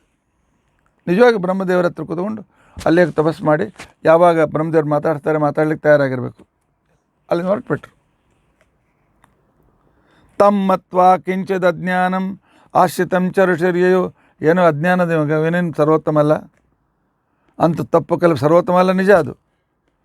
ಆದರೆ ಸ್ವಲ್ಪ ತಿರಸ್ಕಾರದ ಒಂದು ಭಾವನೆಯಿಂದ ಅಲ್ಲಿಂದ ಭೃಗು ಋಷಿಗಳು ಹೊರಟು ಬಿಟ್ಟರು. ಅಲ್ಲಿಂದ ಇಲ್ಲಿ ಬಂದರು. ಕೈಲಾಸ ಗಿರಿಮಾಸಾಧ್ಯ ತತ್ರ ದೃಷ್ಟ್ವಾ ತ್ರಿಲೋಚನಂ. ಕೈಲಾಸ ಪರ್ವತಕ್ಕೆ ಬಂದರು. ಅಲ್ಲಿ ರುದ್ರದೇವರನ್ನು ನೋಡಿದರು. ಪಾರ್ವತಿಯನ್ನು ತೊಡೆ ಮೇಲೆ ಕುಡಿಸ್ಕೊಂಡು ಎರಡು ಕೈಗೆ ಆಲಿಂಗನ ಮಾಡಿಕೊಂಡು ಪಾರ್ವತಿ ಜೊತೆಗೆ ಮಾತನಾಡ್ಕೋತ ಹಾಸ್ಯ ಮಾಡ್ಕೋತ ಪಾರ್ವತಿಗೆ ಮುದ್ದು ಕೊಡ್ಕೋತ ರುದ್ರದೇವರು ಕೂತ್ಕೊಂಡಿದ್ದು. ಕಾಮುಕಂ ಪಾರ್ವತಿ ಸಾರ್ಧಂ ಕ್ರೀಡಂತಂ ನಿಜ ಮಂದಿರೆ. ಪಾರ್ವತಿ ಜೊತೆಗೆ ತೊಡೆ ಮೇಲೆ ಕುಡಿಸ್ಕೊಂಡು ಎದುರು ಅನೇಕ ಋಷಿಗಳು ಕೈ ಜೋಡ್ಕೊಂಡು ನಿಂತ್ಕೊಂಡಾರ ಅವ್ರ ಮುಂದೆ. ಅನ್ನ ನೋಡಿ ಆ ಕಾಲದಲ್ಲಿ ಪಾರ್ವತಿ ಹೇಳ್ತಾಳೆ, ರುದ್ರದೇವರೇ ಪತಿದೇವ, ಋಷಿಗಳು ಬಂದಾರ, ಸ್ವಲ್ಪ ಬಿಡ್ರಿ ನನ್ನ ಬಾಜು ಕೊಡಿಸ್ಕೊರಿ ಅಂತ ತಿಳ್ಕೊಂಡಂತ ಹೇಳಿ ಆ ಕಾಲದಲ್ಲಿ ಆವಾಗ ಪಾರ್ವತಿಗೆ ಹೇಳಿದರೆ ಆಗ ರುದ್ರದೇವರು ನನ್ನ ಹೆಂಡತಿ ಜೊತೆಗಿದ್ದಾಗ ನನಗೆ ಡಿಸ್ಟರ್ಬ್ ಮಾಡೋ ಯಾರು ಅಂತ ತಿಳ್ಕೊಂಡು ಅಂತೇಳಿ ಸಿಟ್ಟಿನಿಂದ ಭೃಗು ಕೆಳಗೆ ನೋಡಿದ್ರು ರುದ್ರದೇವರು. ಈತ ತಸ್ಯಾವಚ ಶ್ರುತ್ವ ಕ್ರೋಧ ತಾಮ್ರ ವಿಲೋಚನ.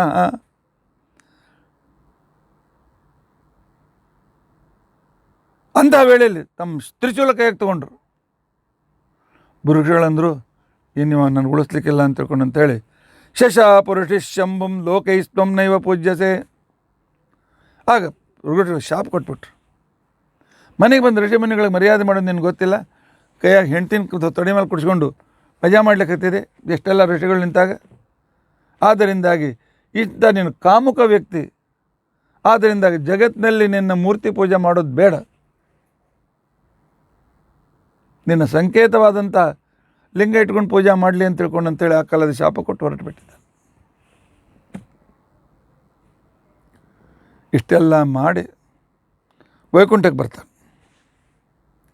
ವೈಕುಂಠಕ್ಕೆ ಬಂದಿರತಕ್ಕಂಥ ಸಂದರ್ಭದಲ್ಲಿ ಅದ್ಭುತವಾದಂಥ ಅಮುಕ್ತ ಸ್ಥಾನ, ಗೋಪುರಗಳು, ದ್ವಾರಗಳು, ತೋರಣಗಳು, ದ್ವಾರಪಾಲಕರು ಎಲ್ಲ ಕಡೆಗೆ ವಿಶೇಷವಾಗಿರ್ತಕ್ಕಂಥದ್ದು. ಒಳಗೆ ಪ್ರವೇಶ ಮಾಡಿದರೆ ಆ ಕಾಲದಲ್ಲಿ ಶೇಷದೇವರು. ಇದು ಆ ವೈಕುಂಠ ಅಲ್ಲ, ಭೂಮಿಯಲ್ಲಿ ಪರಮಾತ್ಮ ಭೂಮಂಡಲದಲ್ಲಿ ತಾನೊಂದು ಸ್ಥಾನ ಮಾಡಿಕೊಂಡಿದ್ದಾನೆ.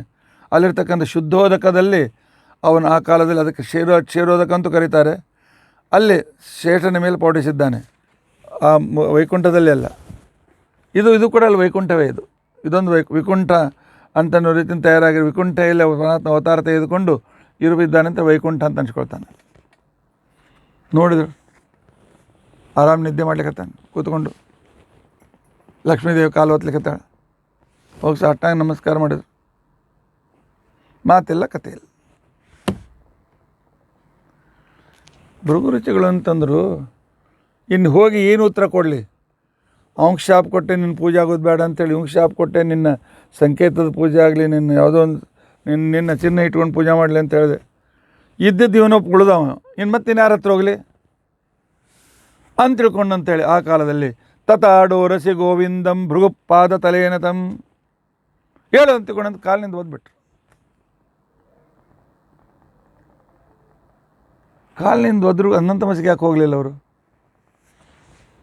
ಒಂದು ಮಾತು ನೆನಪಿಟ್ಟುಕೊಳ್ಳಿ. ಸಂಸ್ಕೃತದಲ್ಲಿ ಅಥವಾ ಯಾವುದೇ ಭಾಷೆಯಲ್ಲಿಯೂ ಕೂಡ ಹೇಳ್ತಕ್ಕಂಥ ಒಂದು ಧ್ವನ್ಯಾತ್ಮಕವಾದ ಲಕ್ಷಣ, ವ್ಯಂಜನ, ಶೈಲಿ ಇರ್ತದೆ. ಅವನು ಒದ್ದು ಕಳಿಸೋ, ಆ್ಯಕ್ಚುಯಲ್ ಓದಿಬೇಕಂತಂದ ಇಲ್ಲ, ತಿರಸ್ಕಾರ ಮಾಡೋಣ, ಓಡಿಸ್ಬಿಟ್ರವನು, ಅಷ್ಟೇ ಅರ್ಥ. ವ್ಯವಹಾರದಲ್ಲಿ ಸತ್ಯದ ಅಂತ ಇರ್ತಾರೆ.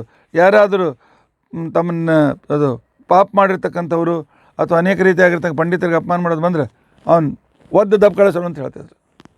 ಅದರ ಅರ್ಥ ಇಲ್ಲಿಂದ ಹೋಗಂತ ಹೇಳುವಂಥ ಅಷ್ಟೇ. ಪರಮಾತ್ಮನನ್ನು ಕೂಡ ಅವನಲ್ಲೂ ಕೂಡ ದೋಷ ಚಿಂತನೆ ಮಾಡಿದರು. ಇದೇ ಅವನ ಪರಮಾತ್ಮನನ್ನು ಒದ್ದಂತೆ. ಹೀಗೆ ಇರ್ತಕ್ಕಂಥ ಸಂದರ್ಭದಲ್ಲಿ ಪಪಾತ ಪರಯ ಭಕ್ತ್ಯ ಋಷಿ ಪಾದ ಸರೋರುಹೆ ಪರಮಾತ್ಮ ಕಣಿತ ಹೋ ಭೃಗಋಷಿಗಳು ಬಂದಿರಿ ಅಂತ ತಿಳ್ಕೊಂಡು ಅಂತೇಳಿ ಎದ್ದ ಅವನು ತಾನು ಭೃಗಋಷಿಗಳಿಗೆ ನಮಸ್ಕಾರ ಮಾಡಿದ್ದಾನೆ. ಕಿಮರ್ಥಂ ಸ್ವಂ ಋಷಿಶ್ರೇಷ್ಠ, ಋಷಿಗಳೇ ಲಕ್ಷ್ಮೀದೇವಿ ನೀರು ತೊಗೊಂಬ. ಹಾಗೇ ಲಕ್ಷ್ಮಿಗೇನೆ ಮುಖ ಸೆಂಡರಿಸಿದ್ಲು. ಸೆಟ್ಟು ಬಂದಿತ್ತು. ಯಾಕೆ ತಾಯಿರೋ ಜಾಗಕ್ಕೆ ಒದ್ದ ನಾವು ಮಾರ. ತಾಯಿರೋ ಜಾಗಕ್ಕೆ ಹೋದ್ರು ಈ ನಮ್ಮ ಗಂಡ ಯಾಕೆ ಒದ್ದೆ ನೋಡಿ 2 ಏಟ ಕೊಡೋದು ಬಿಟ್ಟು ಅವ್ನು ಹೋಗಿ ಕೂತು ಪಾದ ಹಿಡಿದು ನಮಸ್ಕಾರ ಮಾಡಿ ಹಾಸನ ಮೇಲೆ ಕೂಡಿಸಿ ಪಾತ್ರೊಳಗೆ ನೀರು ತೊಗೊಂಬ ಅಂತ ಹೇಳಕತ್ತಾನೆ ಅಂತಿಕೊಂಡು ಅಂತೇಳಿ. ಲಕ್ಷ್ಮೀದೇವಿ ಗೊತ್ತು, ಅವಳು ಇವನಂತೆ ನಾಟಕ ಮಾಡ್ತಕ್ಕಂಥವಳು. ಅದರಿಂದಾಗಿ ಕೆಂಪು ಮಾರಿ ಮಾಡ್ಕೊಂಡು ಸೆಟ್ಟಿನಿಂದ ದುರ್ಗೊಟ್ಟು ನೋಡ್ಲಿಕ್ಕತ್ತಾಳೆ. ಆದರೂ ಪರಮಾತ್ಮ ಹೇಳಿದ ಮೇಲೆ ನೀರು ತಂದಾಳೆ. ಕಿಮರ್ಥಂ ತಂ ಋಷಿಶ್ರೇಷ್ಠ ಮತ್ ಶರೀರಂ ಕಠೋರಕಂ, ನನ್ನ ಶರೀರ ಭಾಳ ಕಠಿಣಪ್ಪ. ಮಧುಕೈಟವಾದ ಎಲ್ಲರೂ ಎಸೆದ್ರು ನನ್ನ ಶರೀರ ಮೇಲೆ ಒಂದರೆ ಗರಿ ಬಿದ್ದದೇನು ಗಾಯಾಗಿದ್ದು ಇಲ್ಲ. ಇಂಥ ಒಂದು ಗರಿ ಬಿದ್ದಿವ ಸ್ವಲ್ಪ ಬಿದ್ದಿಲ್ಲ. ಅಂಥ ಕಠಿಣವಾದದ್ದು. ಪಾದೌತ ಕೇಮಲವು ದಿವ್ಯೋ, ನಿಮ್ಮ ಪಾದ ಭಾಳ ಕೋಮಲಪ್ಪ ಅಂಥೇಳಿ ನೀರು ಹಾಕಿ ತೊಳೆದಂಗೆ ಮಾಡಿ ಅವರ ಕಾಲಿನಲ್ಲಿರ್ತಕ್ಕಂಥ ಏನು ಜ್ಞಾನ ಚಕ್ಷುಷಿ ಇತ್ತು, ಎಲ್ಲ ಲೋಕಕ್ಕೆ ಹೋಗಿ ಬರ್ತಕ್ಕಂಥ ಸಾಮರ್ಥ್ಯ ಇತ್ತು. ಪರಮಾತ್ಮ ತೆಗೆದುಬಿಟ್ಟು ದೇವತೆ ತಿರಸ್ಕಾರ ಮಾಡಿದ ವ್ಯಕ್ತಿ ಶಕ್ತಿ ಏನನ್ನಾಗ್ತಾನೆ. ಈ ರೀತಿಯಾಗಿ ಹೇಳಿ ಅವನಂತರ ತಾನು ಕೂಡ ಪ್ರೋಕ್ಷಣೆ ಮಾಡಿಕೊಂಡು ತನ್ನ ಮನೆಯೆಲ್ಲ ಪ್ರೋಕ್ಷಣೆ ಮಾಡಿ ಬೇಕಂತಲೇ ಲಕ್ಷ್ಮೀದೇವಿ ಮುಖಕ್ಕೊಂಚೂರು ಸಿಂಪಡಿಸಿ ಇನ್ನೂ ಸ್ವಲ್ಪ ಸಿಟ್ಟು ಬರಲಿ ಅಂತ ತಿಳ್ಕೊಂಡು ಅಂತೇಳಿ ಸಿಟ್ಟು ನಾಟಕ ಮಾಡಲಿ ಅಂಥೇಳಿ ಅವಾಗ ಸಿಟ್ಟಿಲ್ಲಕ್ಕೆ ಮಹಾಲಕ್ಷ್ಮೀ ದೇವಿಗೆ ಋಷಿ ಏಣಾಮಗ್ರಜ ಆನಂತರ ಆದರ ಮಾಡಿ ಕಳಿಸಿದ ಅಕ್ಷರಕ್ಕೆ ಹಾಗೆ ಇವನೇ ಸರ್ವೋತ್ತಮ. ಇವತ್ತಿನ ವ್ಯವಹಾರ ಹೇಳ್ರಿ, ಎಲ್ಲಿ ಕರೆದು ಮುಂದೆ ನಮ್ಗೆ ಶಾಲು ಓದಿಸ್ತಾರೆ, ಮುಂದೆ ಕೂಡಿಸ್ತಾರೆ, ಬರ್ರಿ ಅಂತಿಕೊಂಡು ಅಂತ ಹೇಳಿ ಮಾಡ್ತಾರೆ, ಅವ್ರು ಗ್ರೇಟ್. ಇನ್ನೊಬ್ಬರು ತಮ್ಮ ಧ್ಯಾನದಲ್ಲಿ ತಮ್ಮ ಜಪದಲ್ಲಿ ಯಜ್ಞದಲ್ಲಿ ಇರ್ತಾರೆ, ನಾವು ಬರ್ರಿ ಕೂಡ್ರಿ ಮುಂದೆ ಬರ್ರಿ ಅಂತಕೊಂಡು ಎಲ್ಲ ಮುಂದೆ ಬರ್ರಿ ಅಂತಕೊಂಡು ಕರೆಯೋಂಗಿಲ್ಲ, ಅವ್ರು ಕನಿಷ್ಠ. ಇದೇ ನಾವು ಮಾಡೋದು ತಪ್ಪು. ಏನು ರೀ ಸ್ವಾಮಿಗಳ ಹತ್ರ ಹೋಗಿದ್ದೀವಿ, ನಾನು ಎಷ್ಟು ಭಿಕ್ಷಾ ಮಾಡಿಸಿದ್ದು, ಚೀಟಿ ಹರಿಸಿದ್ದೆ, ಸ್ವಾಮಿಗಳು ನನ್ನ ಕಡೆ ನೋಡೇ ಇಲ್ಲ. ಸ್ವಾಮಿಗಳು ನಿಮ್ಮ ಕಡೆ ನೋಡಲಿ ಅಂತ ಹೋಗಿರ್ತೀರೋ, ಅವರ ದರ್ಶನವಾಗಿ ಪಾಪ ಕಳ್ಕೊಳ್ಬೇಕು ಅಂತ ಹೋಗಿರ್ತೀವಿ. ಸ್ವಾಮಿಗಳು ಕರೆದ್ರೆ ಸಂತೋಷ, ನೋಡಿದರೆ ಇನ್ನೂ ನೋಡಿದರೆ ಸಂತೋಷ, ಮಾತಾಡ್ತಾರೆ ಇನ್ನೂ ಸಂತೋಷ, ಬರ್ರಿ ಕೂಡ್ರಿ ಅಂತಂದ್ರೆ ಇನ್ನೂ ಭಾಳ ಸಂತೋಷ. ಇಲ್ಲ ತಮ್ಮ ಕಾರ್ಯಕ್ರಮದಲ್ಲಿ ನೋಡದೇ ಇದ್ದರೂ ಸಂತೋಷ. ಯಾಕೆ ಅವ್ರ ದರ್ಶನ ನಮಗೆ, ಅವ್ರ ದರ್ಶನಕ್ಕೆ ಹೋಗಿ ನಾವು ಅವ್ರು ನಮ್ಮನ್ನು ಮರ್ಯಾದೆ ಮಾಡಲಿ ಅಂತ ನಾವು ಹೋಗಿಲ್ಲ. ಇದೇ ರೀತಿ ಮನುಷ್ಯ ತಪ್ಪು ಮಾಡ್ತಾನೆ ತನ್ನ ಜೀವನದಲ್ಲಿ. ಇದೇ ರೀತಿಯಾಗಿರ್ತಕ್ಕಂಥ ತಪ್ಪುಗಳಿಂದ ತನ್ನ ಜೀವನದಲ್ಲಿ ಹೆಜ್ಜೆ ಹೆಜ್ಜೆಗೂ ಅವನು ತಪ್ಪು ಮಾಡ್ತಾ ಇರ್ತಾನೆ ಅನ್ನೋದನ್ನು ಭೃಗು ಋಷಿಗಳು ತೋರಿಸಿಕೊಟ್ಟಿದ್ದಾರೆ. ಬಂದು ಕೆಳಗೆ ಭೂಮಿಗೆ ಬಂದಿದ್ದಾರೆ. ಇತ್ತೇವಂ ವಕ್ರೇ ವಿಜ್ಞಂ ಅರ್ಪಣಂ ಜಗದೀಶಿತು. ಏನು ಹೇಳೋದು ಜಗತ್ತಿನಲ್ಲಿ ಏನು ಸಾರಿದರು ಭೃಗು ಋಷಿಗಳು? ಹರಿಸ್ಸರ್ವೋತ್ತಮ ಸಾಕ್ಷಾತ್ ರಮಾದೇವಿ ತದಂತರಂ, ಪರಮಾತ್ಮ ಸರ್ವೋತ್ತಮ, ಆನಂತರ ಮಹಾಲಕ್ಷ್ಮೀ ದೇವಿ, ವಿಧಿ ವಾಯು ತದಂತೆ ಚ, ಅದರ ನಂತರ ಬ್ರಹ್ಮವಾಯುದೇವಳು, ತದಂತ್ಯಜ ಅನಂತರ ರುದ್ರದೇವರು ಉಳಿದ ದೇವತೆಗಳು. ಏವಂ ತರತಮಾಜ್ಞೇಯ ಸುರದೈತ್ಯ ನರೇಟು ಚ. ಈ ರೀತಿಯಾದಂಥ ತಾರತಮ್ಯ ದೇವತೆಗಳಲ್ಲಿಯೂ ಅದ, ದೈತ್ಯರಲ್ಲಿಯೂ ಅದ, ಮನುಷ್ಯರಲ್ಲಿಯೂ ಅದ, ಎಲ್ಲ ಕಡೆಯಲ್ಲೂ ಅದ. ಅದಕ್ಕೆ ಹರಿಕಥಾಂಸಾರದಲ್ಲಿ ಆರೋಹಣ ತಾರತಮ್ಯ, ಆನಂತರ ಅವರೋಹಣ ತಾರತಮ್ಯ, ಆನಂತರ ಸರ್ವ ವಿಧ ತಾರತಮ್ಯ, ದೈತ್ಯ ತಾರತಮ್ಯ, ಆನಂತರ ಮನುಷ್ಯ ತಾರತಮ್ಯ, ದೇವತಾ ತಾರತಮ್ಯ, ಆನಂತರ ವಿಜಯದಾಸನ ನದಿ ತಾರತಮ್ಯ. ಜಗತ್ತಿನಲ್ಲಿ ಮೆರಿಟಿಗೆ ಇಂಪಾರ್ಟೆಂಟ್ ಇದೆ ಹೊರತು ನಮ್ಮ ಬೇಕಾದವ್ರನ್ನ ಮೇಲೆ ಕೊಡಿಸ್ಬೋದನ್ನ ಬೇಡಾದವ್ರನ್ನ ಕಳಕಳಿಸು, ಇದು ಪಾರ್ಸಿಯಾಲಿಟಿ ಇಲ್ಲ. ಈ ರೀತಿ ಹೇಳ್ತಕ್ಕಂಥ ಸಂದರ್ಭದಲ್ಲಿ ಅವರೆಲ್ಲರೂ ಹರಿಂ ನಿಶ್ಚಿತ್ಯ ಸರ್ವೇಶಂ. ಹಾಗಾದರೆ ಬ್ರಹ್ಮಾರ್ಪಣಂ ಬ್ರಹ್ಮಹವಿ ಬ್ರಹ್ಮಾಗ್ನೋ ಬ್ರಹ್ಮಣಾಹುತಂ. ಪುರೋಹಿತನಲ್ಲಿಯೂ ಪರಮಾತ್ಮ, ಆಹುತಿಯಲ್ಲಿಯೂ ಪರಮಾತ್ಮ, ಅಗ್ನಿಯಲ್ಲಿಯೂ ಪರಮಾತ್ಮ, ಆ ಅಗ್ನಿಯಲ್ಲಿ ಸ್ವೀಕಾರ ಮಾಡೋನು ಪರಮಾತ್ಮ, ಫಲ ಕೊಡ್ತಕ್ಕಂಥವನು ಪರಮಾತ್ಮ ಅನ್ನುವುದನ್ನು ತಿಳಿದುಕೊಂಡು ಕೃಷ್ಣಾರ್ಪಣಮಸ್ತು ಅಂತ ತಿಳ್ಕೊಂಡು ಅಂಥೇಳಿ ಪ್ರತಿಯೊಂದು ದೇವತೆ ಇಂದ್ರಾಂತರ್ಗತ ಪರಮಾತ್ಮ, ಅಗ್ನಿ ಆಹುತಿ ಹಾಗೂ ಅಗ್ನಿಯಂತರ್ಗತ ಪರಮಾತ್ಮ ಈ ರೀತಿಯಾಗಿ ಮಾಡಲಿಕ್ಕೆ ಪ್ರಾರಂಭ ಮಾಡಿದ್ದಾರೆ. ಭೃಗು ಋಷಿಗಳು ಆ ಕಡೆ ಹೋದರು. ಲಕ್ಷ್ಮೀದೇವಿ ಒಳಗೆ ಹೋದ್ಲು. ತಾನು ಸುಟ್ಕೇಸ್ ತೊಗೊಳ್ತಾ ನೆನಬೇಕು ಒಂದು 4 ಸೀರೆಗೀರಿ ಹಾಕ್ಕೊಂಡು ಸುಟ್ಕೇಸ್ ತೊಗೊಂಡು ಹೊರಟ್ಬಿಟ್ಲು. ಈ ಸುಟ್ಕೇಸ್ ಅಲ್ಲ, ಮತ್ತು ಲಕ್ಷ್ಮೀದೇವಿಯ ಸುಟ್ಕೇಸು ಅಂತ ತಿಳ್ಕೊಂಡಂಥ ಮನಸ್ಸು. ಹಾಂ, ಪರಮಾತ್ಮ ಹೋಗಿ ಬರ್ತೀನಿ, ಹೊಂಟೀನಿ, ಹೋಗಿ ಬರ್ತೀನೋ ಅಂತ ಅನ್ನಲಿಲ್ಲ. ಯಾಕೆ ಹಿಂಗಂದ್ಲು? ಪರಮಾತ್ಮ ಆ ಕಾಲಕ್ಕೆ ಏನು ಮಾಡಿದ? ಹೋಗ್ಲಿಕ್ಕೆ ಬಿಟ್ಟು ನೀನು ಬಿಟ್ಟರೆ ಎಲ್ಲಿ ಹೋದ್ಲು? ಯಾಕೆ ಹೋದ್ಲು? ಪರಮಾತ್ಮ ಮುಂದೆ ಏನು ಮಾಡಿದ? ಅದು ಇನ್ನೂ ವಿಸ್ತೃತವಾದ ಕಥೆ. ಅದನ್ನು ನಾಳಿನ ದಿವಸ ನಾವು ತಿಳಿದುಕೊಳ್ಳಲಿಕ್ಕೆ ಪ್ರಯತ್ನಿಸೋಣ. ಇತಿ ಅದ್ಯ ಕಥಾ ಪ್ರಸಕ್ತಿ. ಶ್ರೀಕೃಷ್ಣಾರ್ಪಣಮಸ್ತು. ವೆಂಕಟೇಶ್ ಕಲ್ಯಾಣಕ್ಕೆ ಸ್ವಲ್ಪ ಕಡಿಮೆ ಟೈಮ್ ಸಿಗ್ಲಿಕ್ಕತ್ತದ. ನಾಳಿನಿಂದ ಸ್ವಲ್ಪ ಹೆಚ್ಚಿಗೆ ಟೈಮ್ ಕೊಡೋಣ. ಮತ್ತು ಹೇಗೂ ಇನ್ನೂ ಟೈಮ್ ಅದಲ್ಲ, ಅಷ್ಟೊತ್ತಿಗೆ ಬಂದಾಗ ಅಡ್ಜಸ್ಟ್ ಮಾಡ್ಲಿಕ್ಕೆ ಬರ್ತದೆ. ಶ್ರೀಕೃಷ್ಣಾರ್ಪಣಮಸ್ತು. ಹರೇ ರಾಮ ರಾಮ ರಾಮ ಹರೇ ಹರೇ, ಹರೇ ಕೃಷ್ಣ ಕೃಷ್ಣ ಕೃಷ್ಣ ಹರೇ ಹರೇ. ಹರೇ ರಾಮ ರಾಮ ರಾಮ ಹರೇ ಹರೇ, ಹರೇ ಕೃಷ್ಣ ಕೃಷ್ಣ ಕೃಷ್ಣ ಹರೇ ಹರೇ. ಹರೇ ರಾಮ ರಾಮ ರಾಮ ಹರೇ ಹರೇ, ಹರೇ ಕೃಷ್ಣ ಕೃಷ್ಣ ಕೃಷ್ಣ ಹರೇ ಹರೇ. ಹರೇ ರಾಮ ರಾಮ ರಾಮ ಹರೇ ಹರೇ, ಹರೇ ಕೃಷ್ಣ ಕೃಷ್ಣ ಕೃಷ್ಣ ಹರೇ ಹರೇ.